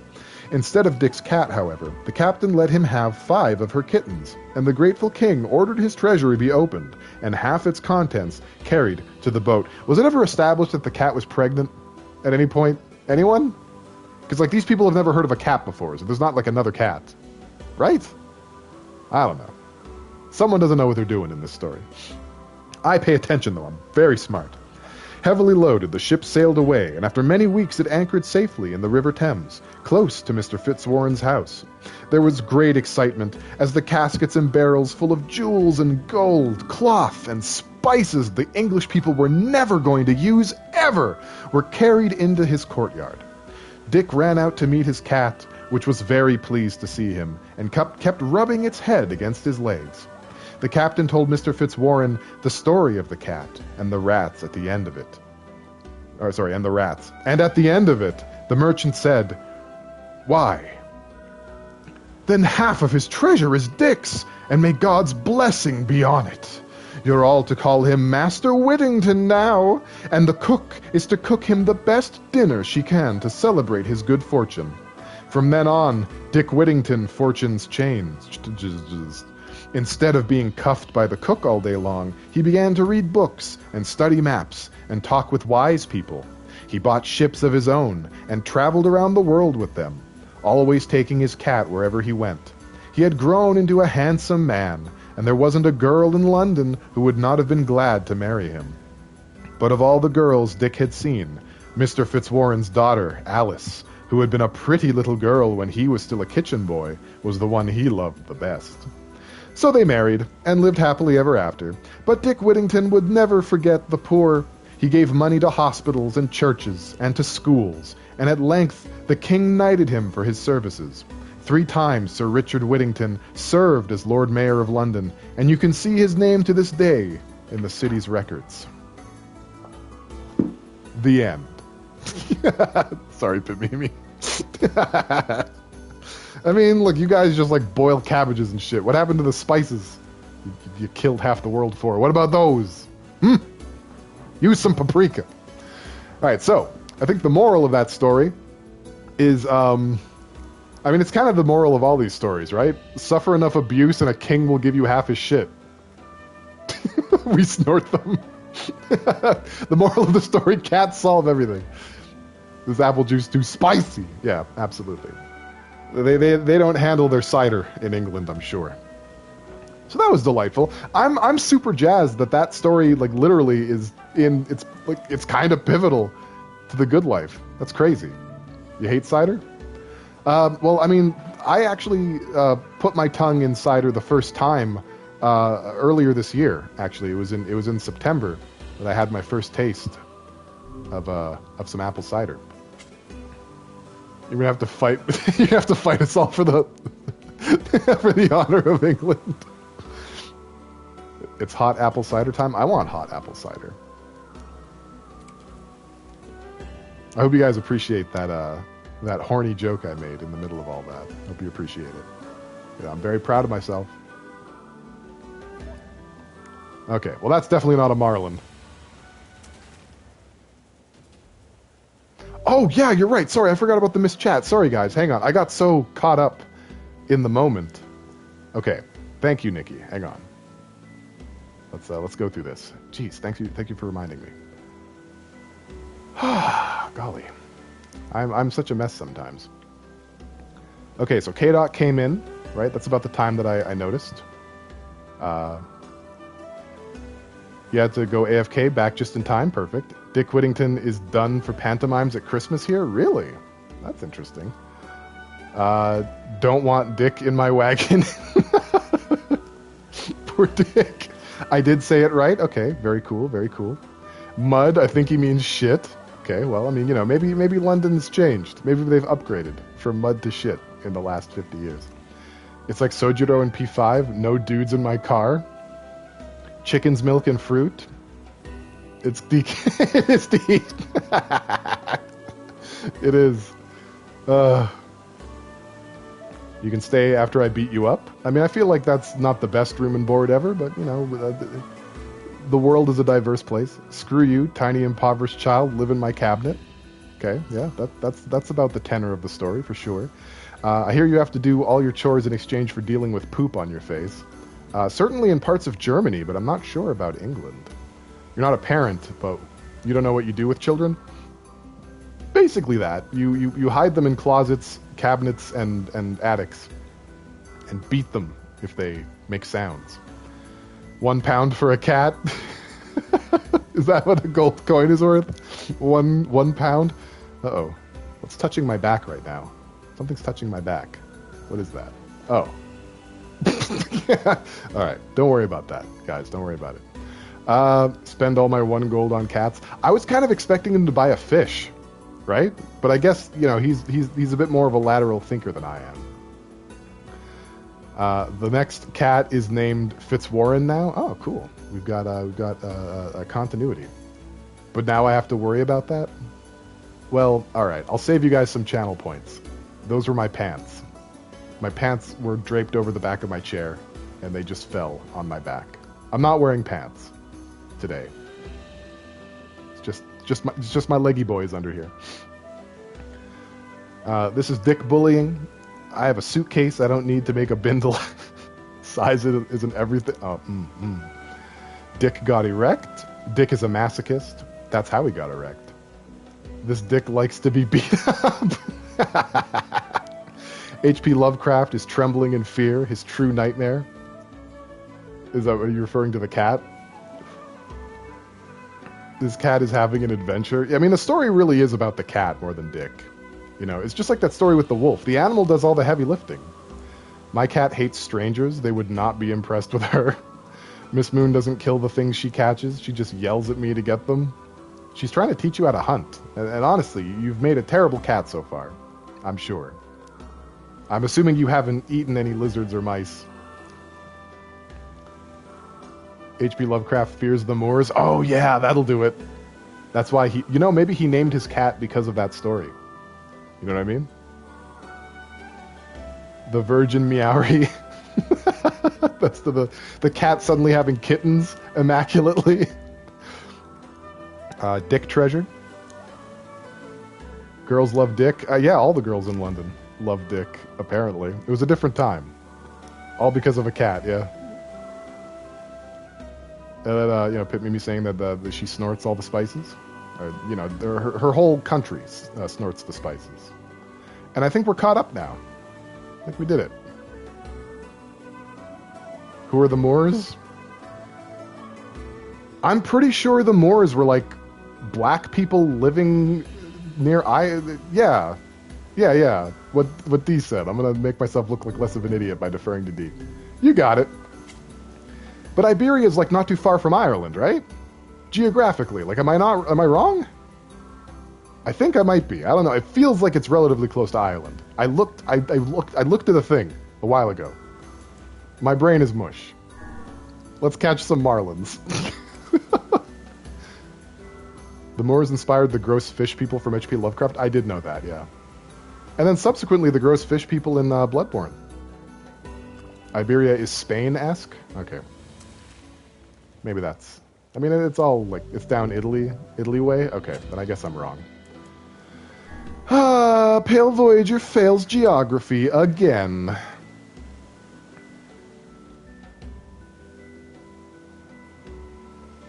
You wish the H.P. Lovecraft games weren't so glitchy? Are you referring to, like, the Sinking City? Oh, we're not catching that. Whatever that is, it's going to break our lore. I think. Unless we're only just able to catch it. But usually if the bar goes down this slowly, it's, like, too much. Yeah, it's too much. Our fishing skill's not high enough to catch whatever that was. It was a big one. Scoops Voyager's brain into a more brain-like pile. Thank you. You know, I need it. I need it very badly. It also got attached to Arabic people later. Yeah, that's fair. Sinking City and both the Call of Cthulhu games had really good atmosphere, but it's hard to finish because of glitches. And they didn't patch it, because I keep seeing those games go on sale for like $10 pretty much every month or so. And I'm always tempted, because I like H.P. Lovecraft. I just don't want to play a bad game.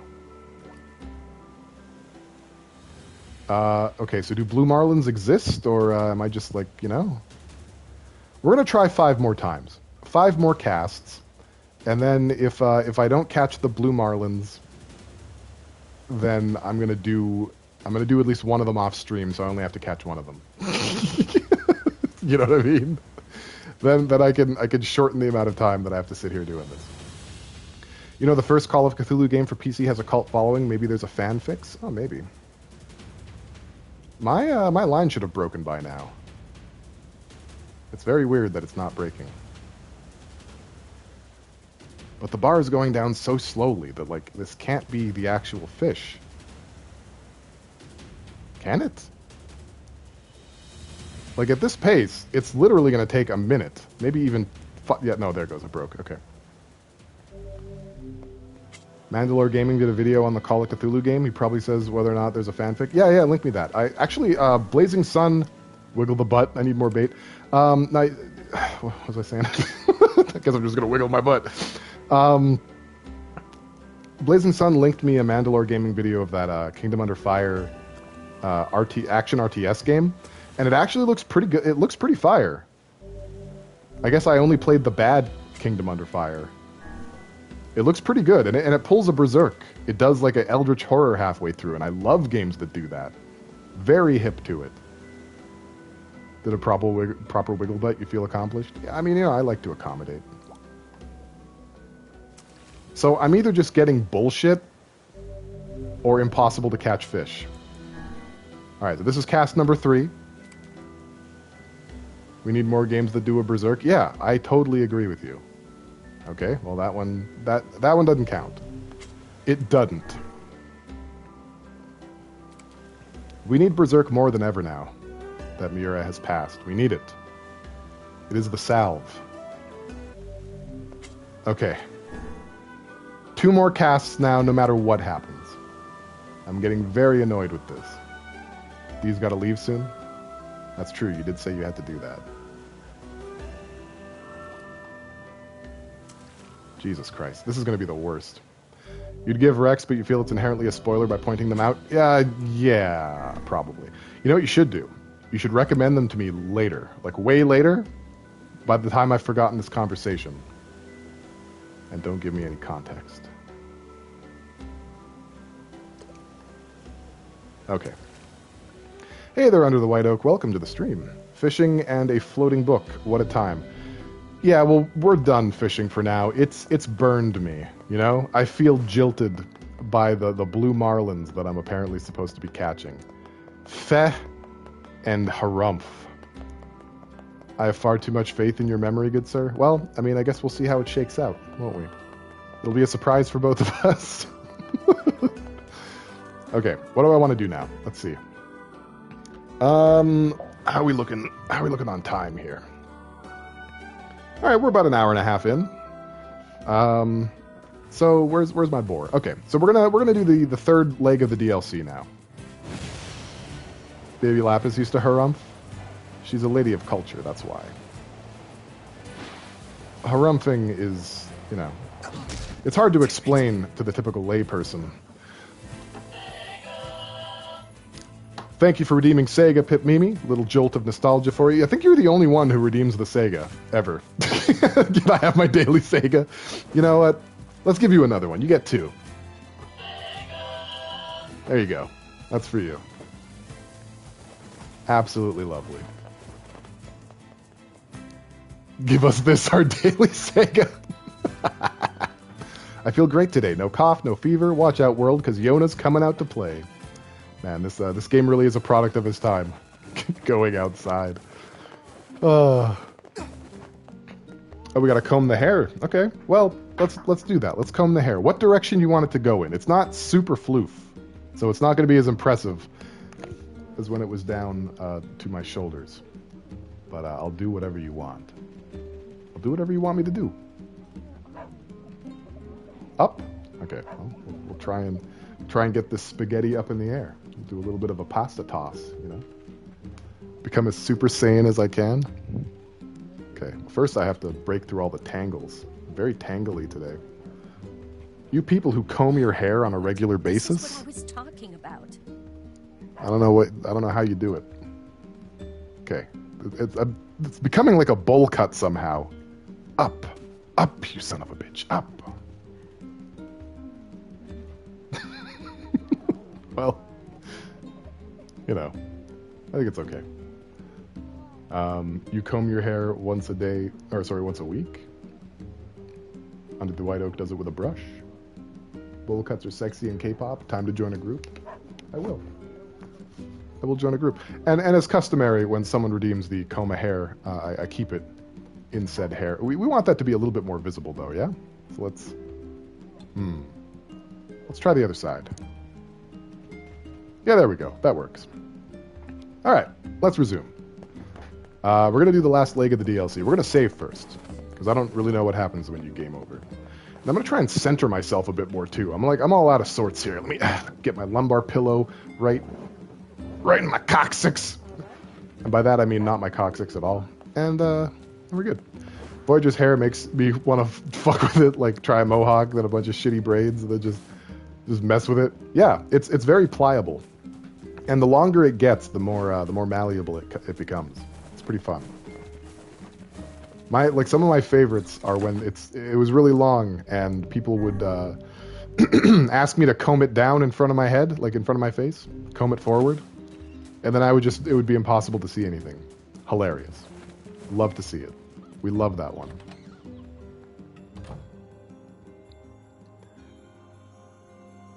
You heard that? You almost said I wanted to fuck your hair? That's far too messy. I mean, I feel like my hair's pretty absorbent too. What was I supposed to interact with? Right, this thing. Okay, let's get in here. Again? Yeah. Lately, I haven't been able to stop thinking about it.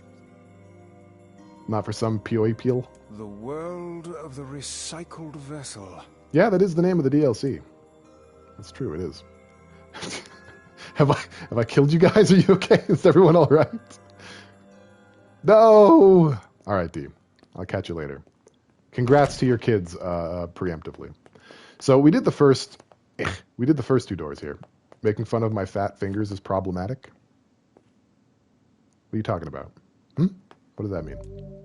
Okay, you sense something terribly sinister beyond this door. It's too white.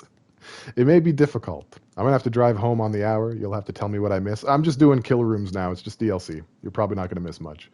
We're doing this for like a weapon and some money and, to finish the DLC. It may be difficult to endure what awaits you on the other side unless your soul is at least level 33. Do you want to open the door? I do. If you proceed beyond this point, you'll be unable to save until the battle is over. Yep, that's fine. Okay, here we are. We're in cryptic lore place now. Gotta loosen up. So long as this memory exists, so long as mankind has... Oh, fuck, a bloody battle. They didn't wait for me. A bloody battle will be waged on the body... fuck, shit, I missed it twice. Are battles ever truly over? No, not really. Time for a murder raid. Yeah, and guys, I'm Papa NieR. It's me. It's me, Papa NieR. Papa Roach.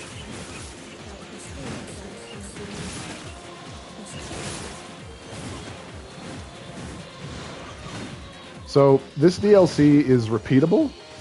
I'm not going to do it a second time on stream, but it is actually a great way to get some really rare materials that you would otherwise have to rely on really low drop rates to get off of enemies that often are annoying to get to, don't spawn enough of, etc. So the DLC is actually a godsend when it comes to being able to complete this game.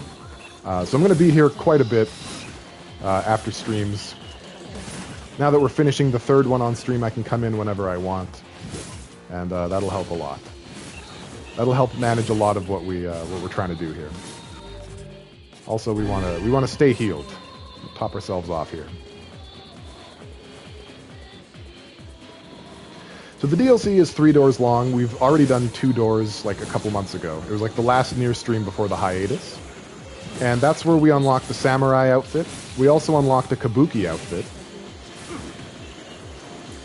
which I think I'll equip on playthrough C. How does that grab you? We'll do some of that. You just noticed your badge says 12-month subscriber, a whole year. Oh, you got the anniversary as well. Congratulations, Slytherin. Very cool. I think there's isn't there a special there's a special badge or something you can unlock? Is that what you're telling me? I got an email from Twitch about that. Or wait, no, it's not about subbing. It's about the stream being a year old. I think that's coming up sometime this month. I'll read the email again, and then I'll let you guys know what the deal is. But it seems to be pretty cool. Should be soon, yeah. We're coming up to it. The email said they added some new feature. Okay, we got 3 health salves. Those are good. The middle heals. The thing that I'm nervous about in this DLC... Oh, foolish human, foolish vessel. Okay. And that's talking about the replicants. By the way, I think I've worked out that replicants are androids. I think they are. I think they're androids. Which probably seems really obvious to a lot of you. I'm a little slow. I'm not a very fast boy. I'm a slow boy. I popped up on your YouTube and I was like, oh, I love that guy. Well, I'm glad. I'm glad that's what happened, because I've been watching my channel growth, and most of what's happened on YouTube is people are getting me in their sub feed, remembering that I exist, and unsubscribing from me. So I'm losing 10 subs a month, more or less. It's pretty great. Not that it really matters. I don't really YouTube anymore. The Twitch videos on YouTube are more like a repository.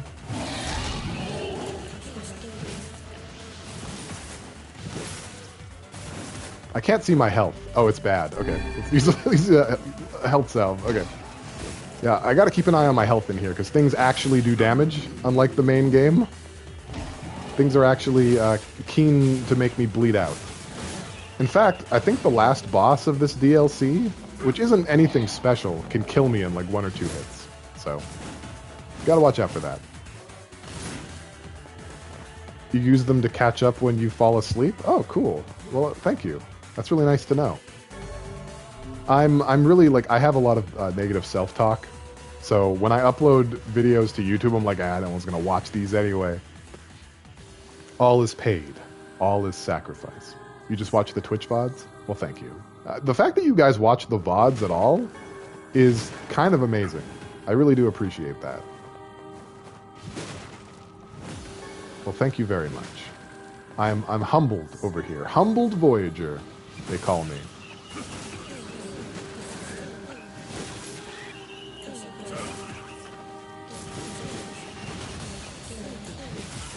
Eat my humble pie? I will. I'll do it. I'll do it right in front of you. And then, you know, you're the one who's going to have to deal with the consequences. I'm not paying for your therapy. Not because I don't want to, but because I can't. And I don't want to. What's in here? Boxes? Oh no, then it turns into a mukbang. Should I do mukbang, guys? Should I start doing that?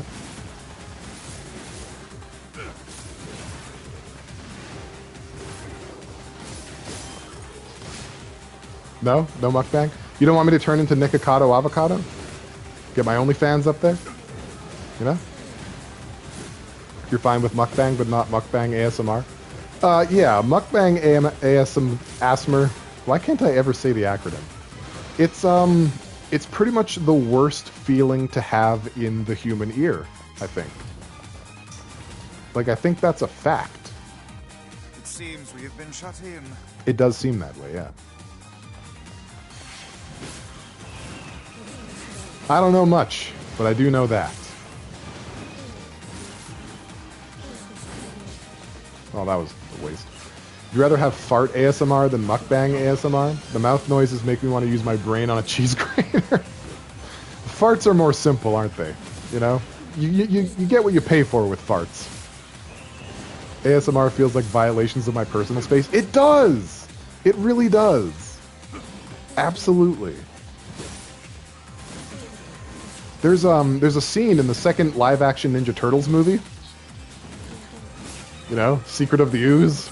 It's a classic. Where they're sitting on the couch, and I think either Mikey or Donnie is eating like a Slim Jim, like a giant pepperoni stick.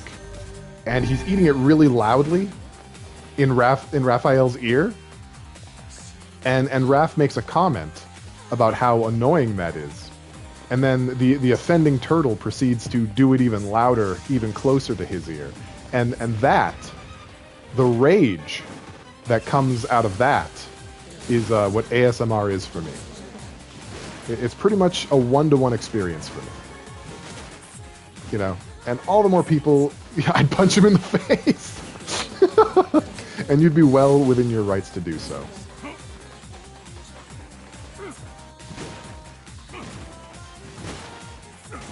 Yeah, the fart ASMR meta on Twitch, it's pretty wild. Pretty wild, pretty strange when you make your home out on the range. Is that all of it? Okay. Very cool EDM remix of the Song of the Ancients. Bo is a dog with 3 layers of fur, and I still have to bully him to go outside when there's snow. There's no such thing as too much fur. Rides with fuss. I hate work calls. I used to be a customer service rep for like a couple months, and yeah, you get some interesting calls from both customers, coworkers, and supervisors. Both of those. Like there was a guy that I had to like very gently try to convince not to make his password Bukkake, as I was sat next to like a Japanese CSR. Really awkward. It was awkward times. It wasn't a bad call, you just hate phone calls? Okay, that's fair. Yeah, honestly, like, I have, like, a lot of anxiety issues and shit, as we all know. Jesus. But I can do phone calls. I don't worry about phone calls at all. If he spells it with numbers and capitals, no, it's just the word bukkake. Or bukkake, if you want to say it properly. If you're ever in a position where you might get judged for your pronunciation of the word, now you know. You know, if you're like at an anime convention or something.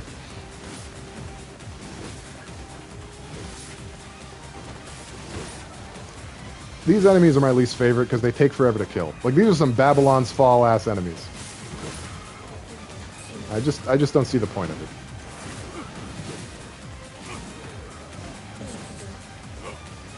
"99% of the time, just..." What is that word? Oh, change. Just change the syllable emphasis and you're fine. Yeah, usually. Usually. Like, instead of Mount Hikami, it's Mount Hikami. Okay, we got the Fool's Accord Spear. What does square up mean? I think it means get ready to fight, right? You know, get in the pocket. One of those guys. I've never fought. I've never been punched. Is Babylon's Fall the new metric for bad? Yes. Do not bring back the light. Do not bring back the vessel. Do not bring back the future. Do not bring it back. Your brother punched you all the time? I don't like it. I don't like that for you, and I don't like that about him. Get him out of here. Yeah, what Nikki said. That's basically what I said, too.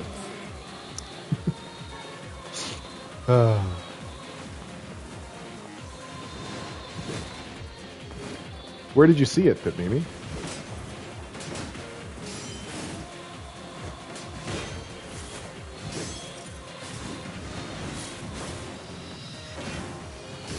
Talking about redneck Albertan, so it means to fight. Oh, Slytherin said it. Okay, yeah, fair. Well, my friend from Ontario offered to fight me in a Pokemon battle, and he said that we should square up. You know, and so I used my context clues, which is how I came to my conclusion. And, you know, it's just the way it goes sometimes. That's just how she is.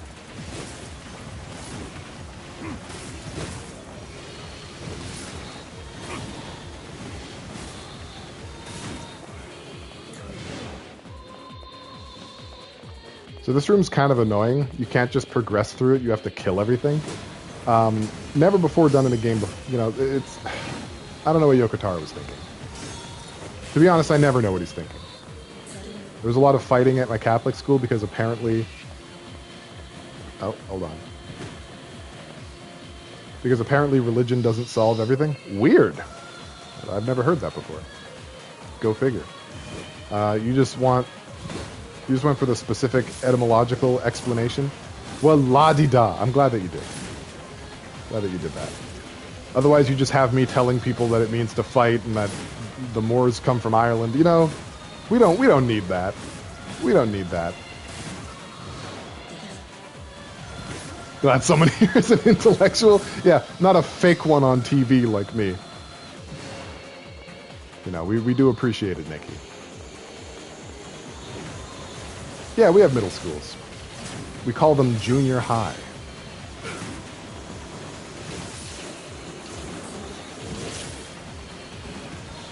We call them orthotics.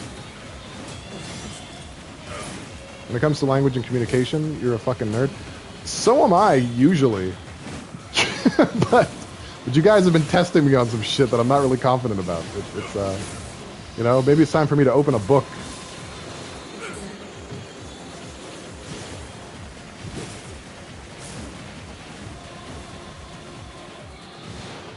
Your nerd topics is anime, music, and literature. Not bad topics. Mine are video games, developmental psychologist trivia facts, and I don't even know. What do I have a third one? Do I get to have a third one? I guess hip hop, underground hip hop. Oh fuck! All right, well, I mean, you know, that was a move. I'm a Red Panda nerd. Ah, that hurts.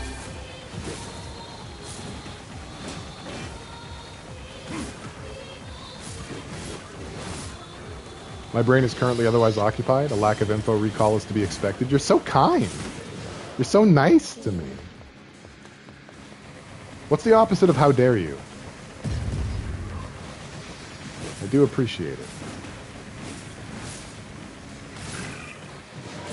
Always kind of fun when the room boss is a lot less intimidating than the entire room getting up to it. Here's the flip side. My memory is full of weeds, just like my Animal Crossing village island. Every beam of light is an invitation to death. Is that true?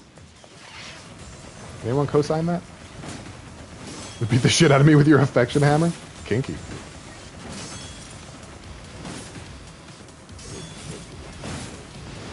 Has anyone here bought the Animal Crossing DLC? Is it worth it? I haven't yet. I'm still on the fence between buying the DLC and not the new Nintendo super expensive subscription service. And just buying the DLC. I already forgot what I said. I don't remember how I phrased that sentence. So, you know what I mean. You know what I'm trying to say. We're all friends here. Okay, excuse me guys, excuse me. Just gotta run past all of y'all. Just hang on. Gotta lock it. There it is. There we go. Alright. We can resume.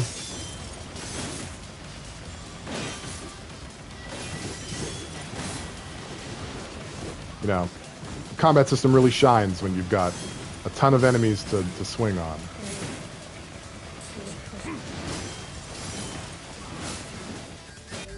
And I was about to die. It's a nice touch for the game to slow down to let me come to terms with that.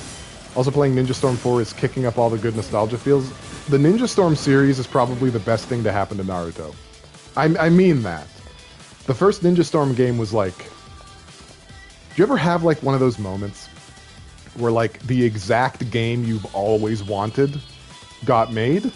I've experienced that maybe like 3 times in my entire life playing video games. And Naruto Ultimate Ninja Storm on the PlayStation 3 was one of them. Like, that's 100% what I wanted from a fighting game. Yeah, but it also, like, ruined it. It ruined anime fighters forever. No! I got robbed. Oh, hey. Oh, Jesus. Oh, it's going to be like that, is it? All right. Well, let's get the lances. Let's get them. Dances with lances. You're dead now. And let's heal ourselves off there. Can't believe how much Demon Slayer is exactly like Ninja Storm. Yeah, no, all the anime fighters are. They all are. Pretty much. Down to the finishing moves. It's pretty egregious. I'm with you on this one. It is kind of a shame. You know, like I've said before, there is such a thing as too much of a good thing. And that is generally what happened. Alright, so this guy is going to be a problem. You can't block his attacks. And he's got shock waves. He shocks the waves. And that. Goody. Oh my god. Come on, man. You don't gotta be that dude. That's not necessary. Oh, Jesus. Another medicinal herb in there. I'll pick up the slack. Don't worry. There, see? That was impressive. That's why I can't get into Boku no Hero as much as other people, because I know all shonen is full of tropes and a lot of it is Naruto. Yeah, he really set the stage, didn't he? He really got those Muneni rocks in there. Okay, this one's a hammer one. These are a little bit more, the ones are a little bit more yar. You can look that word up if you want to know a word that you may not know already. It's Y-A-R-E. There you go. Oh, fuck. Okay, we don't like it. The E is silent.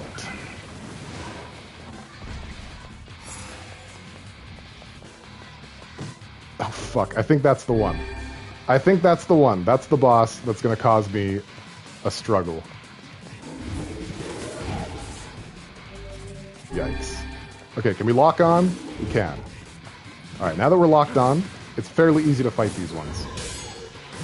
Because you can parry their attacks. They're fairly predictable. They, probably could put on some spells too. They go down pretty quick. Yeah, One Punch Man does a great job of subverting tropes. Fuck, it sucks that I can't see my HP.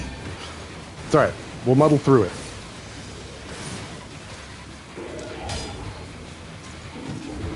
Oh god. Super easy, but I'm messing up the timing. Okay, I don't think that was the one. I think there's one more. Yeah, this is the one. Okay, this is the one we gotta be careful about.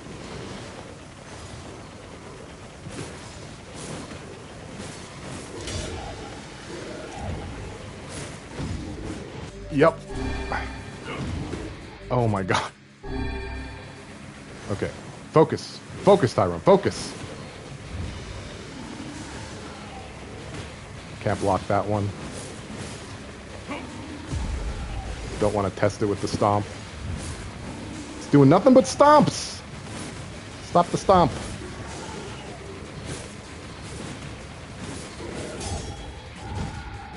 Oh my gosh. He's almost dead. There. Oh, we did it. That wasn't too bad. Definitely broke a sweat, though. Ugh. Very wet. We earned 10,000 experience points. We got 50,000 gold. Thank you. Thank you for the congratulations. I feel like I've just been through something. A dreaming vessel in a recycled world until the time of its awakening comes. I'm going to turn my fan on. I actually am. I'm schwitzing a little bit. Got the system data saved. Let's put that down to about a 3. Angle it more at my face. And we're good. Turning you on, yeah, it's a bit of a hobby of mine every now and then. Did I miss anything in chat? Let's see. I think I did a pretty good job keeping up with chat. Yada yada tozu. Cute. I think I did a pretty good job keeping up with chat while I was doing that. Is that all? Yeah, that's why I can't get into Boku no Hero as much as other people. Yeah, okay, got that one. Boku no Hero explicitly acknowledges those tropes and proceeds to totally tear them apart and subvert expectations. Oh, really? Okay. I didn't know. I've never seen it. I hate most mainstream shonen shows, but I love My Hero. One Punch is a totally different feel. The focus is much smaller and episodic. You have to buy into My Hero Academia for at least a full season to get any real payoff. I'm watching but I just don't really get into it as much as other shows. Oh, you know what? I can speak a little Japanese, and it didn't click that My Hero, Boku no Hero, it's like that, yeah, that it means the same. Hi. Hey, everybody. How's it going? Okay. Let's see. I'm down for characters like Bakugo. I hate Deku. I don't know who those characters are. Huh? I don't know. Is that the final entry of the diary? It better be. Seems that way. What if I just turn the fan on full blast? Will my hair, flutter? I accidentally just turned it off. Hang on. Let's get that back in my face. Turn it all the way up. Does it even blow my floof? I think even my floof is too powerful. And there goes the comb. Well, I can't turn it off now. I can't turn it off! Where are the brakes on this thing? You can hear it in the mic. Yeah, that's probably the least good thing about it. Let me just turn it off. That's way too high still. Jeez, what have I done? I've created a monster. Okay, let's aim that in a different direction. Hold on, guys. Sorry. I gave the fan too much power. I did.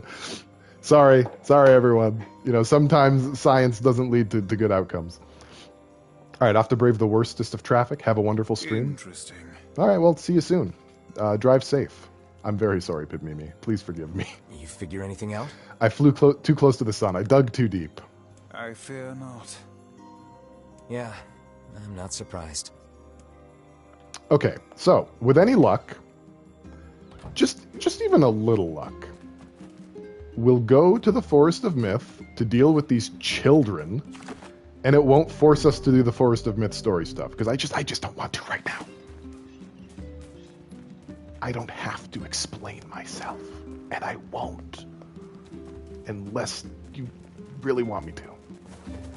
You want snow? We're getting close to getting snow. I think we're going to get snow on Tuesday. And there's going to be a lot of it, too. It's going to be a big dumpy. Send it here? Okay, yeah, sure. I will. I'll aim it your way. Still 13C here? What the fuck is going on with the planet? The planet's getting spicy. Why do you have snow if I don't? I don't know, man. I don't write the weather. I just live here. You know? Just trying to do my best. Alright. Speaking of dumpies, let's go to the Forest of Myth and see if we can't get into a little bit of trouble without actually getting into any real trouble. That's the goal. We got some shades we got some shades harassing a boar. I don't know how to drive. You know, all of that. All that good stuff. I've elected to just walk the rest of the way. With a train following me. It's fine. You're in the south, you don't get snow? Like, it doesn't snow, or you just, like, can't, like, conceptually, it's too much. You know, like, what is snow, really? The home of that blasted dream. Yeah. Truly a nightmare I hope never to experience again. We're probably going to experience it at least 3 more times. You know? At least. Okay, we don't want to talk to him, do we? He's probably going to be like the start of all the problems. Grab some spirit capsules. Everything seems normal here. We appear to have hit a dead end. Say, what is that on the ground? It sparkles. Just some funny-looking berries. Let's eat them. Last time you were in extremely hot weather, your throat decided to quit, so you don't get hot weather? That's intense. Ah, poisonous ones, I'd wager. Well, I'm sure not going to eat them and find out. But what about the children? What about the children? What does the quest say that we have to do? Nope, not that one. Nope, not that one. Probably the one that involves children. Could they have something to do with the illness? Okay, that's not really a clue. So maybe, Forest curse. Oh, if that's what happened, I suppose curse might be in a... Cool, buddy. I don't really know what to do here. Do I just leave? I don't want to talk to him if I don't have to. You know, no, let's be brave. Let's be brave. I'm going to save the game. When you save the game, you can do all kinds of things that you ordinarily wouldn't. So let's talk to him and see if he has any news about the children's. Oh, hello. How are things? You want to know if anything unusual is happening? Generally, yeah. Well, I have been feeling a rather strange presence whenever I visit the Divine Tree. The Divine Tree? It's a legendary tree that exists in the heart of our village. Did you investigate the cause of this presence? Not really, no. Great. And why not? Well, we're not really supposed to go near the tree. Canada is a mess. And why is that? Is BC flooding? That's not good. No. We don't like it. It's just how things have always been. Weird. All right, cool.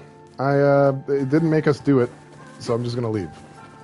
The big dam broke? Oh shit. Because of all the rain. Oh, that's not good. You guys solved the mystery yet? I don't know anything. No, we got nothing. Moose are just scary. Too bad. Majestic, Hey, what's with those berries? but scary. What, these? We picked them up over by that huge tree. I thought maybe... Gimme. I'm starving. Are you mad? Those berries are clearly poisonous. Even one such as you can't hope to... Damn, these are delicious. Give me more. Well, in that case, I suppose I should try one. Don't do it. We're all gonna die. Yeah.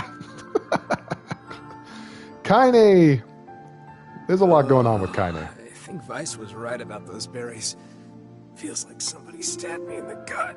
Hey, what's wrong? Oh no. Don't tell me you ate one of those berries. For the love of trees, those things are deadly. Quick, take this antidote before you perish. You want the berries? But you're not Kaine. You're not possessed by a shade and have the Bepis. You need those for protection. 5 minutes later. Thought I was a goner there. But I wasn't a goner. I was a samurai. Are you an idiot? Didn't you see the lumps? The unusual colors? Only a child would attempt to eat something like that. Dun, dun, dun! A child? Oh, crap. I bet that kid ate one of these berries. Kaine isn't so much immortal as she is very allergic to dying. Like, maybe that's not the way I wanted to phrase that. She's very death resistant. There we go. Yes, quite possibly. And if the poison is this painful for you... If I grow a dick, can I be immortal? One would think. One would think so. Hey, Kaine, did you take the antidote? Don't need it. God, those berries were amazing.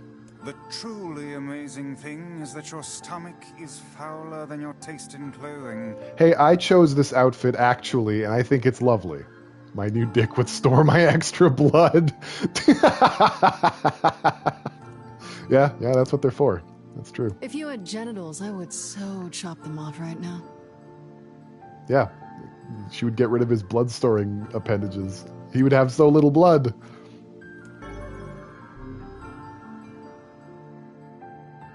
Okay, well, cool. Who voices Kaine? I know this one. It's... Oh, Jesus Christ. This poison sucks. As soon as someone says what it is, I'll be like, I'll know it. I feel great. Man, you must have a cast. Laura Bailey, right? Yes, thank you, Laura Bailey. Hussie's internal organs are as filthy as her mouth. I hope so. Why do you have to be such a shithead all the time? What? Well, yeah, so Kaine's been kind of possessed by a shade, a pretty powerful one at that. So as long as he's pulling the strings, she's not going to die from much. She can be killed. She's not actually invincible like Emil is. She is very killable. It's just difficult. Things that would ordinarily be fatal to regular peoples, not so much for Kaine. She's Blood Rain and Serana from Skyrim, too. Yeah. Have I watched Claymore? I haven't. I intended to. Back when I was binging anime all the time, I downloaded Claymore, and I just never got around to watching it. You know? That's what happened. Who wanted to know about these kids again? Like, I don't even flippin' remember who the quest giver is. Maybe Grimoire Vice will know. You think Laura Bailey has a sexy voice? I don't disagree.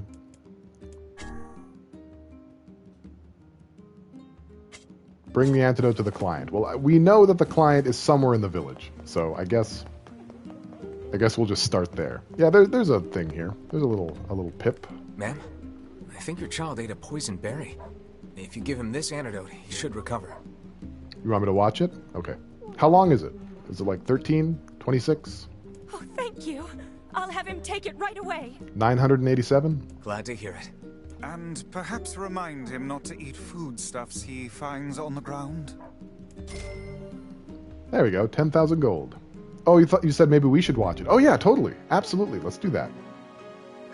Sorry, I didn't see the... Okay, I really think you'd like it. Maybe we should watch. Okay. Yes. Yeah, we could do that. I knew it. This is what I was talking about. Is this the kid? With shades increasing and Nope. animals dying off, even Just a mutton smaller is getting villager. Expensive. Just a lower on the sidewalk villager. Hey, Jeffrey, welcome to the stream. We're doing some NieR right now. Just a little. Just a little bit of NieR. Let's see. How are we looking in terms of... Okay, so shit we don't have. Shit we can't catch. Shit we don't have. Shit we don't have. Shit we don't have. Okay, well, it seems like it's time to go to the junkyard. I don't know about you guys. It might also be time to comb the hair. Where'd Where'd the comb go? Oh, it's on the floor. How do you want me to comb it, Jiff? Comb it down? Alright, well my hair isn't as long as it was when we used to do this to me. I need a load of broken shit. Yeah, I need so much broken stuff in order to fix the broken stuff. Okay, so when you say down, you basically mean forward. So we're just going to comb everything forward. Then we're going to drink some water. We're going to bombard me with redeems here. You know? Yeah, it's less fun. It's less fun when my hair doesn't go over my eyes, you know? But that's cool. We'll do this to ourselves. That's fine. There you go. Thank you for redeeming Comb That Hair, Jeff. I look amazing. I look amazing with the headset on. It's a good look. Quaffing is your next step? Cool. Wait, do you mean quaffing as in like eating? Or quaffing like with hair? Because that's spelled a very different way. You read that as queefing? It's not that different.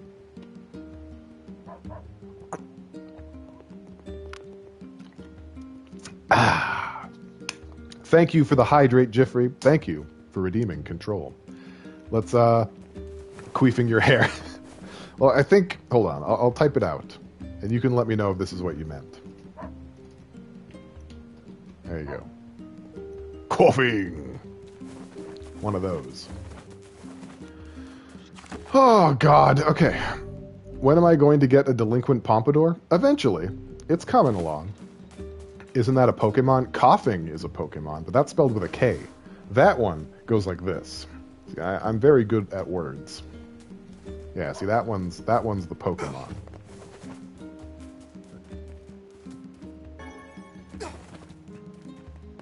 Okay, well, I guess we're moving the story forward. I didn't want to. I didn't want to make any progress at all, but it looks like I've been backed into a corner because I don't want to fish for marlins. And that's basically the only thing that I'm legally allowed to do at the moment, so. We're moving ahead with the story. Quaffing sounds like a sex act on Urban Dictionary. It might be. We were talking about fucking my hair earlier. Maybe that's what it's called. You know? Did we solve a mystery?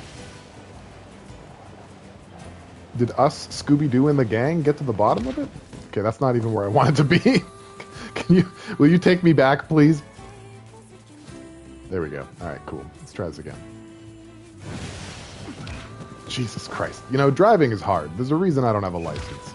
And it's because of shit like this. It's because, you know, this is just... Guys! Teach a man to fish, and he'll be able to drive a boar without getting interrupted by a bunch of little shitheads. Alright, perfect. You gotta go to the junk heap. For crying out crap. Stream got horny again? Uh-oh. I'm very abusive to my piggy boy. Hey, Vice. What was this big old bridge used for, anyway? Ah, yes. This was a road for the large iron crates I mentioned earlier. Wow. Why is it so big? Because the iron crates moved at high speed and were crammed to the gills with cargo and people. Really? With people? Humans lived very differently long ago. I mean, not that There much must have been differently. so many people here. Now, is that in reference to, like, transit? Or are we talking about human trafficking? Because it could go either way, really. You know, and I just don't know which way it is going. I don't know which way the wind is blowing. Both. Okay. Cover your bets, you know. Hedge your covers.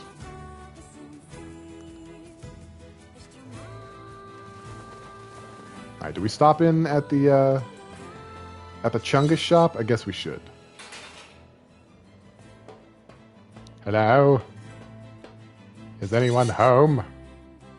Alright, there's nobody in the Chungus shop. Wait. Oh no! Oh, crumbs! Wait, okay, let's try something. I think I messed up, guys. I think by going to the Forest of Myth, I made the game decide that I'm going to the Forest of Myth. And I think I undid this quest until we do the Forest of Myth. I think I fucked it. If I ever learn to stream my Switch, I should stream The World Ends With You. Oh, I have Neo on the PS4. But I don't know about streaming a game like that. You know? So you're going to fetch parts to fix a lighthouse? Oh, Jesus Yeah. Christ. There was this old lady that helped me once, and I'm fixing the lighthouse where she used to live. Exactly who did the helping is a matter of debate. But regardless. Wow. You'd watch? A lighthouse keeper. That sounds kind of romantic. Indeed. She was nothing if not a hopeless romantic. Yeah, I guess she was. All right, I suspect it's going to be a really long game, though. Yeah, we completely fucked it. I have to go back to the Forest of Myth and do that now. God damn it. But I want to do this. All right, fine. What a bummer. I didn't realize it was going to do that. I thought it was going to lock me in. It's like 50 hours? That's so many streams! I don't know. Look, okay, I might stream it, but it won't be for a while, because you got to understand. Like, I'm streaming NieR, I'm streaming Final Fantasy VII Remake. These are pretty chunky games. I think between, like, once we finish these, I think I'd like to do some shorter stuff for a while, you know? Just some stuff that we can knock out in, like, 8 streams or less, you know? Just for a bit. Maybe do some indie guys. Do Night in the Woods. I could do Night in the Woods. I've never played Night in the Woods. You know, that's an option. Absolutely. God, I really fucked this up. Dynamite Heady. I can also do Dynamite Heady. I'm gonna have to watch my old Let's Play to see where the secret bonus points are, because I don't remember.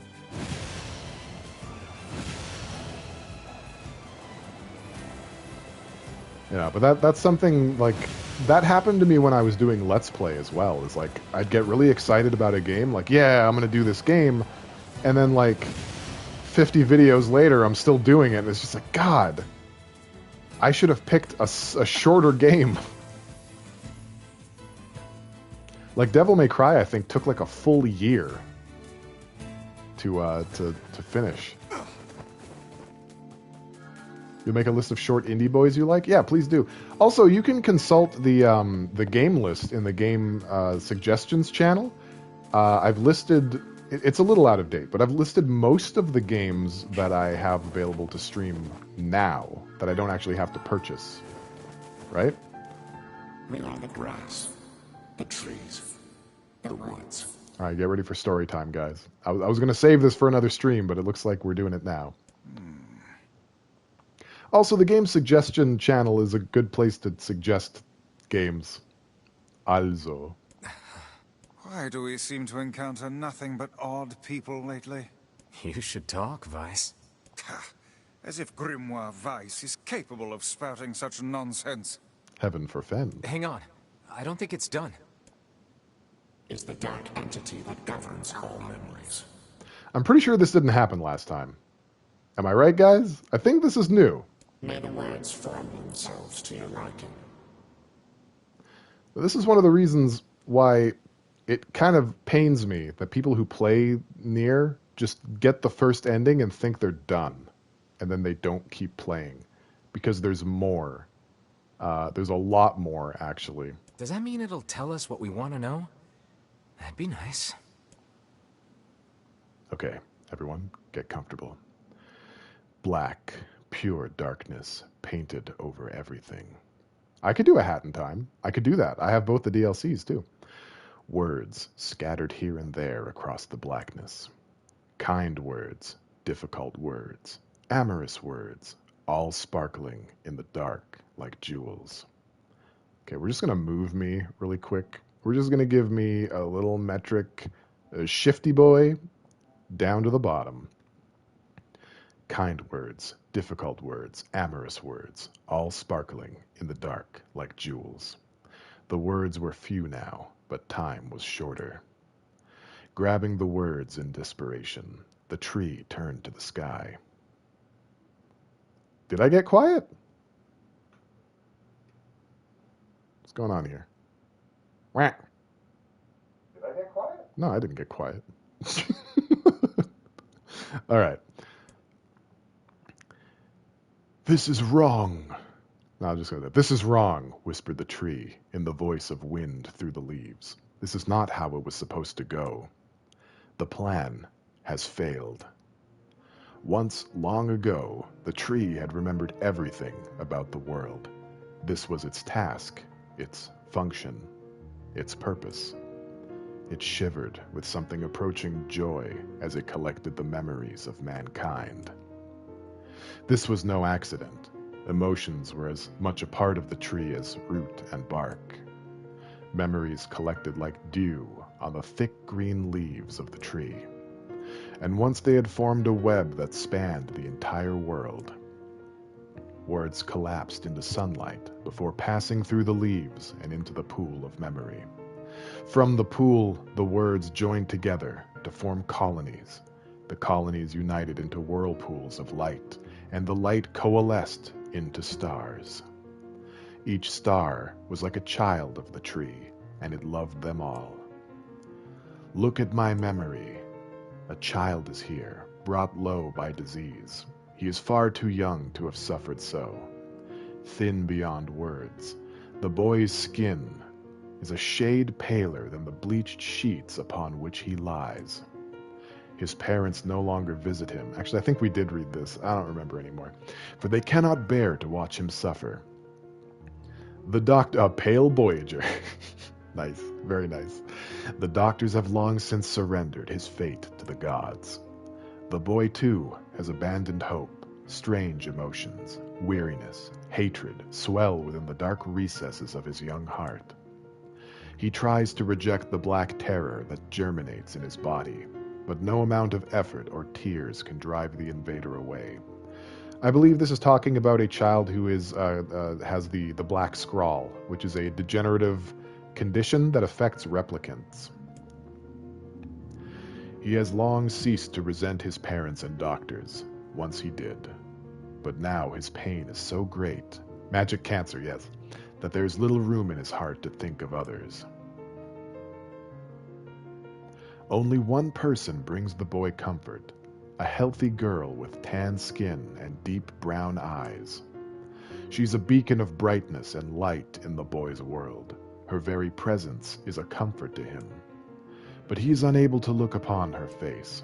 Whenever they meet, the boy is filled with loathing for his own state. Soon, this loathing eats away at what joy he receives from the girl's visits. The girl will stop coming, he knows this. His every waking moment is spent in fear of this day. He thinks that if he could talk to her, if he could tell her of his feelings, this might not be so. But this conversation never happens. Don't og the text tree, this is important. The girl disappears. The boy dies alone. The tree scoops up this memory and carefully stores it within itself. Etched upon it is a single word, envy. Look at my memory. There's a female warrior. Her greatest enemy is a beast with red eyes that she cannot fully comprehend. When she strikes it with her sword, it turns into a pillar of salt and dies. By the way, Pip Mimi, this story is about people fighting the Legion, which is a group of monsters that came out of the white chlorination syndrome that happened when the dragon and the beast introduced magic into the world. People were turning into salt. This is about that. But when the white smoke clears, a new enemy rises, and another, and another.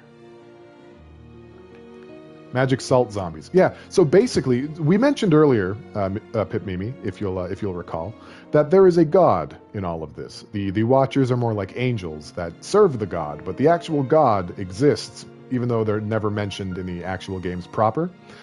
When people were subjected to these magical cells called Maso, they were brought in front of this god and given a choice. Either submit or die. If they choose to die, they get turned into a pillar of salt. If they choose to submit, they turn into a magic salt zombie and join the Legion. Okay. The warrior knows that her struggle is folly, but fighting the unending stream of enemies fills her with a sense of joy and purpose. Sounds a lot like Mako. Yeah, it's not a great dichotomy of choices. Somewhere deep in the warrior's drug-addled mind lies a vague memory of a daughter. Perhaps the child only exists in her head, the dying remnants of a powerful dream. She does not know. That might be a reference to Kaine, I'm not totally sure. Her friends and fellow warriors, like Kaine's gestalt, not her replicant. Her friends and fellow warriors come and go. Some flee in terror, some are eaten. She began the fight with 23 companions, but most are gone now. The warrior's body shudders. She does not understand why at first. By the time she hears the fierce, low sound, the arena is already enclosed in darkness. Looking up, the warrior sees a beast so large that it blots out the sky. Can you be the eaten one? You want to get eaten by salt zombies? I mean, damn, dude. She is laughing. She's been doing so for as long as she can remember. Covered in blood and dirt, the warrior laughs. She laughs and laughs until the town that contains her daughter collapses into a pile of dust. This memory has been stored for a long time. It is etched with a single word: loss. Look at my memory. A red dragon falls from the heavens. Ah, that memory has been lost. A shame. It was a favorite of mine.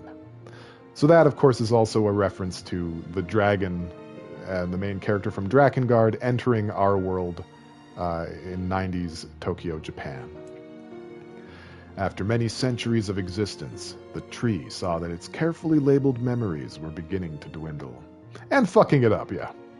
Are the dragons fuckable in Drakengard? Yes. Though it's not a gameplay function. It is heavily implied that Kaine and Angelus, their friendship becomes a little more than friendship. Which honestly is the least weird thing in that game, because like a dude fucking his dragon is not as controversial as having a literal pedophile as a teammate. Once seemingly infinite, the memories now seemed ready to disappear forever.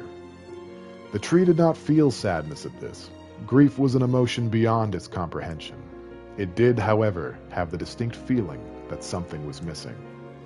The mountain of memories it had so carefully assembled had disappeared. The tree stretched its branches as far as it could, but new memories refused to flow. The pool of memories was a black, empty pit, a hollow place where life had once flourished. The tree had lost its purpose. The tree's a computer, by the way. If it wasn't clear, the tree is a supercomputer. Do I think people in general remember Legend of Dragoon? I think of it as niche as Shadow Hearts. Not nearly enough people know it. I think a lot of people know Legend of Dragoon, a lot more than they know Shadow Hearts, for sure. And if Sony ever wants to remaster or remake that game, they've got my money, baby.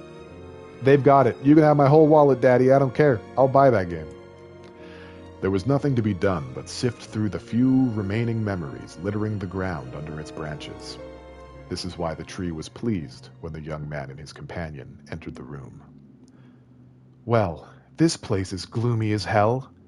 The room NieR had entered was almost completely empty. All he could see were a few crystals scattered haphazardly on the ground. You'd buy Legend of Legaia too? Oh yeah, same. Same Zors. Hell, I would get a remake of the second Legend of Legaia game. It's not even as good. I just want more Legaia in my veins. Picking up one of the crystals and peering into it, NieR suddenly saw a familiar sight. It was the Forest of Myth, its villagers, prisoners of their own dreams.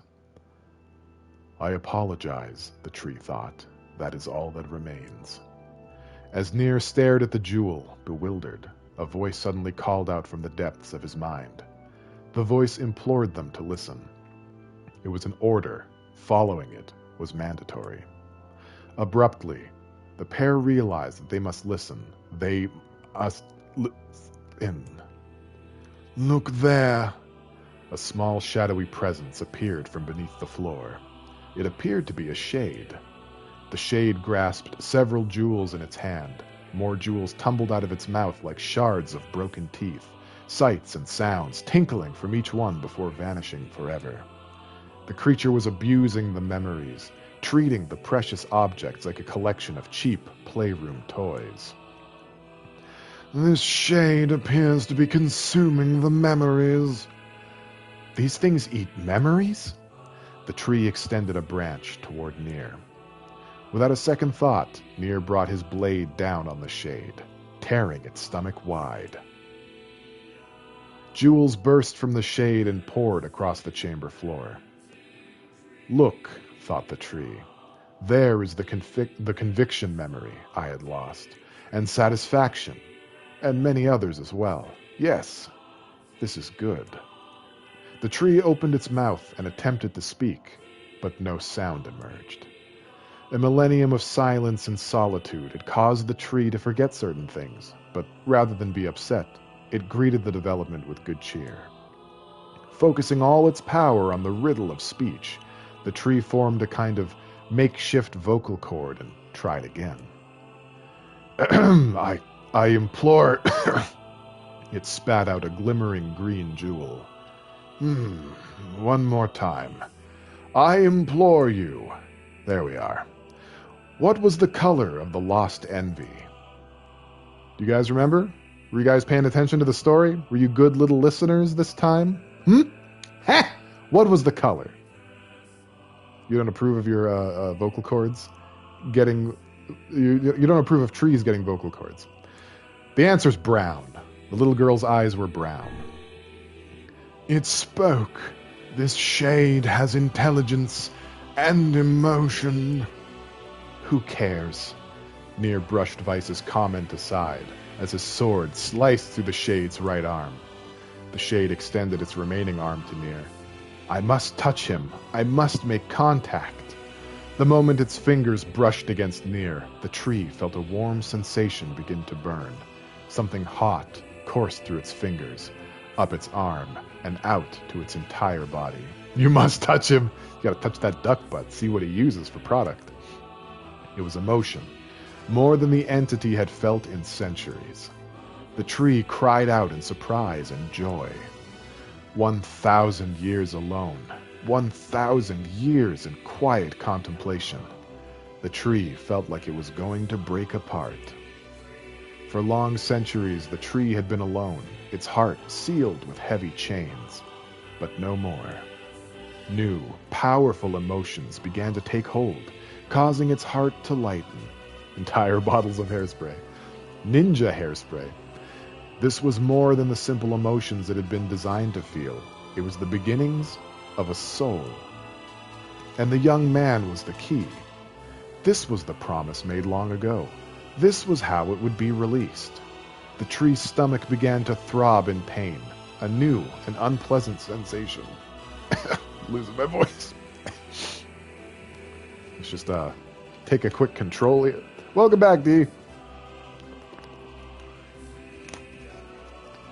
Their 15-minute observational period. But the time was not yet right. I implore you, how many were lost by the warrior who fought the red-eyed beasts? You guys remember? You guys remember the number? Were you guys paying attention? Like good little boys and girls? No. The answer's 23. Okay, riddle time is over. I'm gonna kill this stupid shade once and for all. Something round and shiny fell from the open stomach and clattered to the floor. You were thinking about Sasuke. The key, cried the book. Secure the key. The man's sword slowed.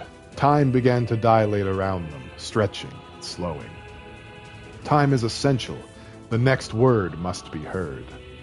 Lapis struggled like a wolverine, but she got stabbed just the same. No allergic reactions. That must have been tough for the phlebotomist. Or the needle giver. The words exploded. It became difficult to discern their meaning. The pool of memories began to crack as infinite blackness burrowed its way into the wall. This world is falling apart. How can a love letters? I implore, most important thing. World. Were you guys paying attention? Do you know what the most important thing in the world is? All the answers are correct. There's no wrong answer. She really doesn't like shots? Yeah, well, at least she got them. She's spared.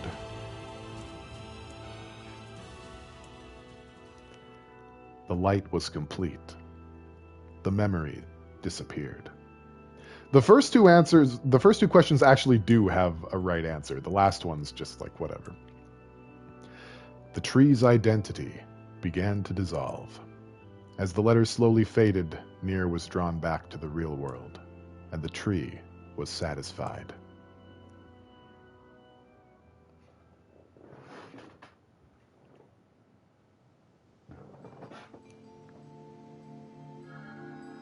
What in the... Oh, I gotta put myself back. Hold on. We gotta go back. We gotta move this party back to the middle left. I never realized shades were capable of rational thought. I don't care if they can tap dance and play the fiddle. You know, NieR's really weird. I don't care if they wear a top hat and eat dusty sea crackers. Like, why is he always saying I don't care if they're fancy? Does he have something against fancy? What's wrong with fancy, NieR? NieR's so racist. He's racist against the bourgeoisie. You care if they tap dance and play the fiddle? Well, I'm glad someone does. I just want to kill him without all this hassle. With the tree defeated, we no longer have to worry about being buried in its world of letters. NieR is big 9S vibes? I mean, yeah. Unless, of course, time itself begins to rewind. Yeah. That won't happen, nor has it. This is our first time here. We got the memory key fragment, at least. Jesus Christ. Yeah, so D, what happened was I didn't want to do this. I wanted to go to the junkyard. But I made the mistake of talking to that old man. And, you know? Yeah. Alright, let's head for the junk heap. Popola said we might be able to find a key fragment in the junk heap.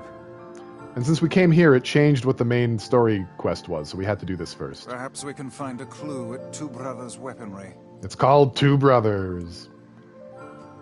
Alright, off we go. We're gonna head over there.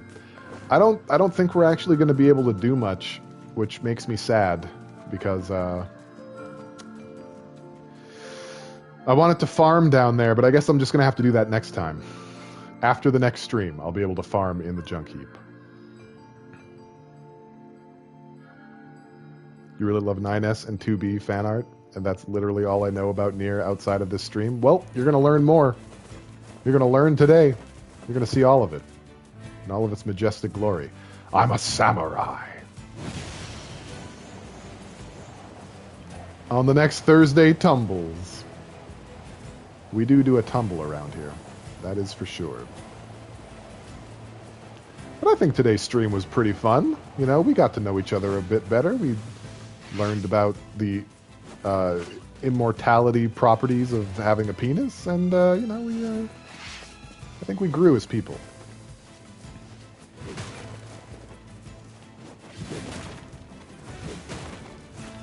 I don't remember what show it was. It might have been Are You Afraid of the Dark? But there was an episode that put me off the idea of immortality forever. It was like it didn't have a monkey paw in it, but it was like a monkey paw wish kind of situation. Like, this guy wished for eternal life, right? Immortality. And he did it by doing some, like, Egyptian stuff, you know, stealing from Egyptian things, which you're not supposed to do. You know, and he did it, and he became immortal. But unfortunately, he didn't get everlasting youth, right? And that's the one you want. You want that one. Because if you're just immortal, you still age, and then eventually your body becomes a decrepit pile of dust and bones, and you're still alive, and you can't die. Like, it's terrifying. Get him! Don't let him escape!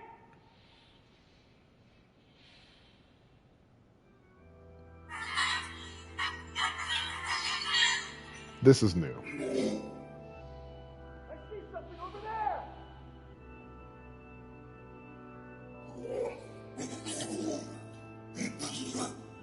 Now keep in mind, these shade things are the souls of the original humans.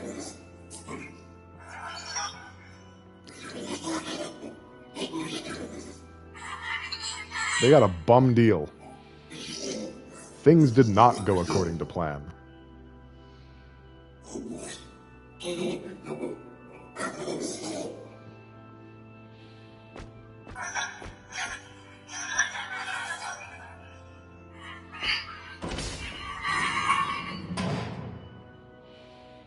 Here! They're in here!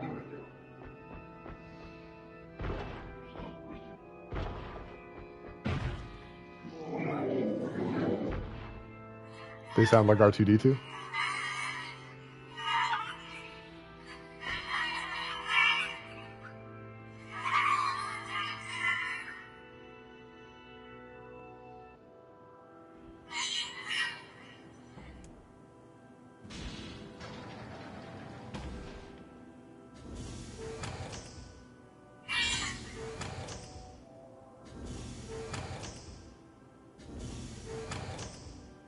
It's okay, Pip Mimi.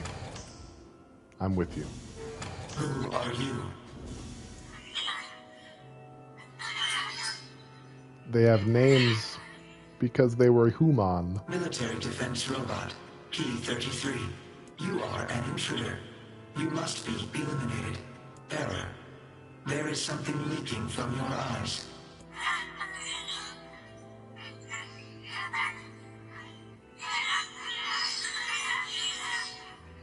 What is crying?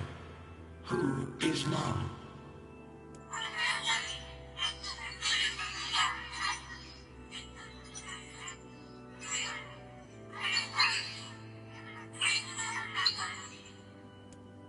My creator is also dead. He perished hundreds of years ago.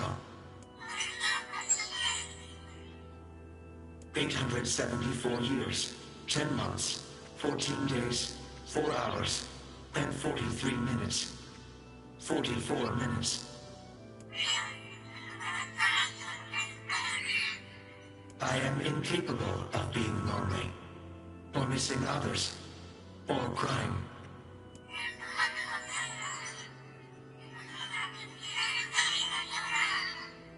You will die.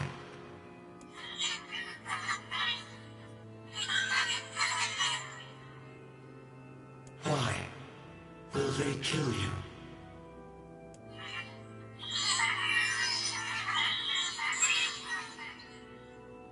I mean, I've kind of made a decision here not to read the Young Shades dialogue. It probably would be better for people who are just listening to the stream, but like I don't want to fuck up the scene. Just in case you were wondering. I will not permit the humans to kill Khalil.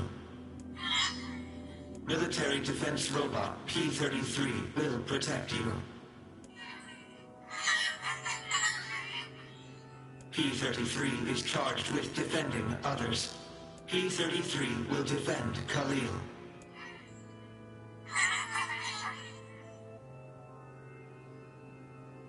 The Adventures of Khalil and Beepy. When can you get a robot friend? You know, after humanity goes extinct. That's the cost.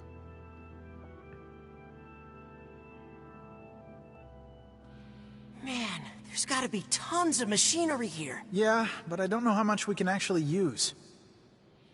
So that last scene provides Wow, context check to this this out. one. It looks brand new. That last Hey, scene be wasn't careful, in all the right? A playthrough. This place is dangerous.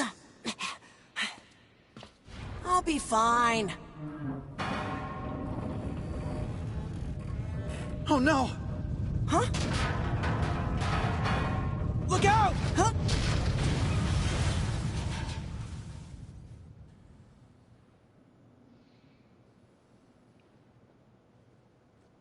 Huh?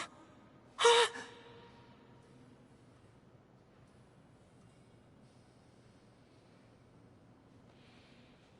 Jacob? Oh God, this can't be happening. Jacob! Jacob!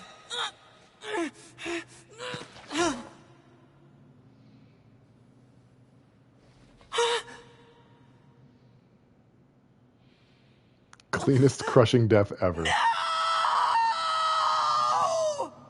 I mean, yeah. I think his arm came off, though.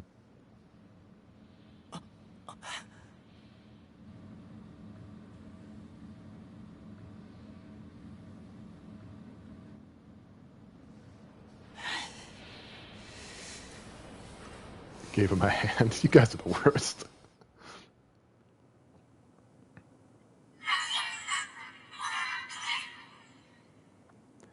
Yeah, so, you know, Gideon blames the robot and the Shade for the death of his brother, even though that's not actually what happened. The noise of the intruders caused the structure to fail. They should have proceeded with more caution. One intruder has perished.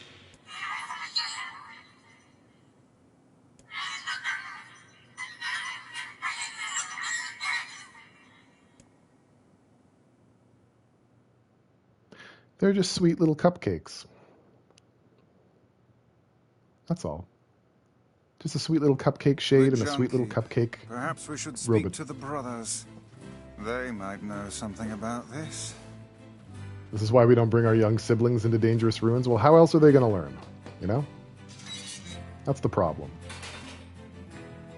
Hello now, unhinged younger brother. Oh, hey there. It's been a while. You're the little one, aren't you? You've grown up.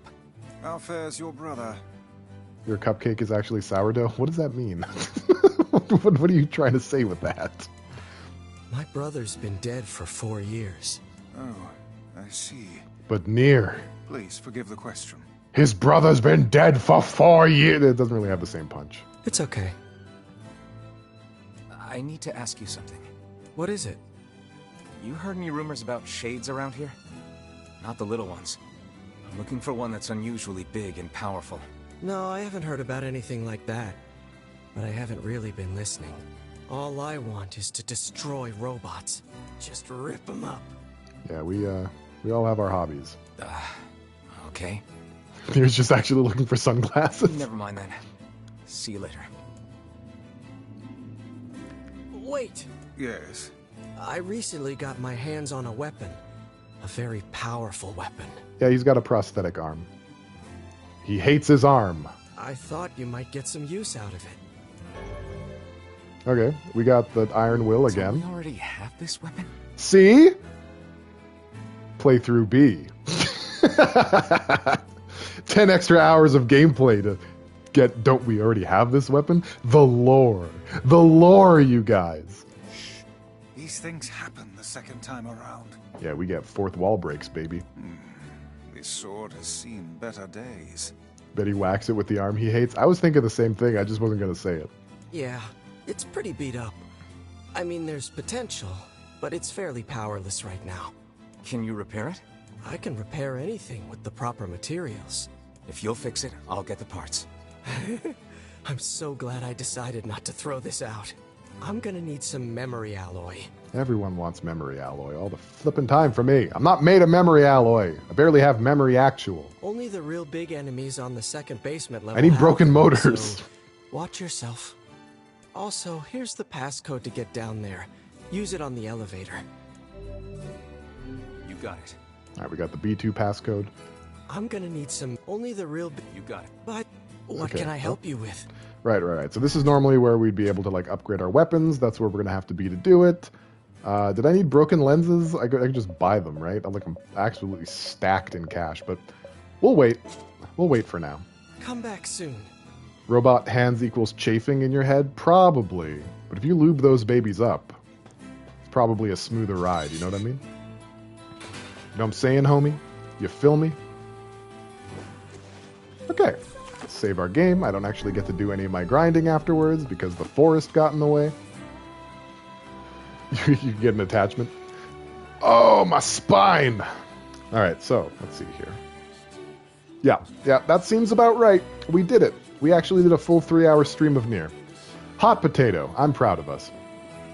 Okay, well, thank you, everyone, for showing up. I appreciate everyone who came to the stream. I appreciate everyone who stayed even more. If you like me, you could follow me on Twitter, Pale_Voyager. You could sub to me on YouTube, Pale Voyager, or you could join the Discord. All good ways to see when I'm streaming, new content, what the community's up to. The next stream is going to be Sunday. We're going to... oh boy, we're going to have trouble with Fatal Frame again. We're going to do more Fatal Frame Maiden in Blackwater. Get closer to solving the mystery of just what kind of dark ritual they messed up there in the mountains. Thanks, man. And yeah, until then, please take the sweetest care of yourselves. I will see you in the next stream. Let's see if we can raid somebody? Question mark? Does anyone get raids? We can raid Donkey. Let's just raid Video Game Donkey. He's not even going to realize. He's not even going to say anything. But he's streaming Dark Souls 3, and that seems pretty fun. You know, we can learn something about the Mystic Mungus, possibly. So yeah, thanks again, everybody. That's it. Stream's over. Everybody out.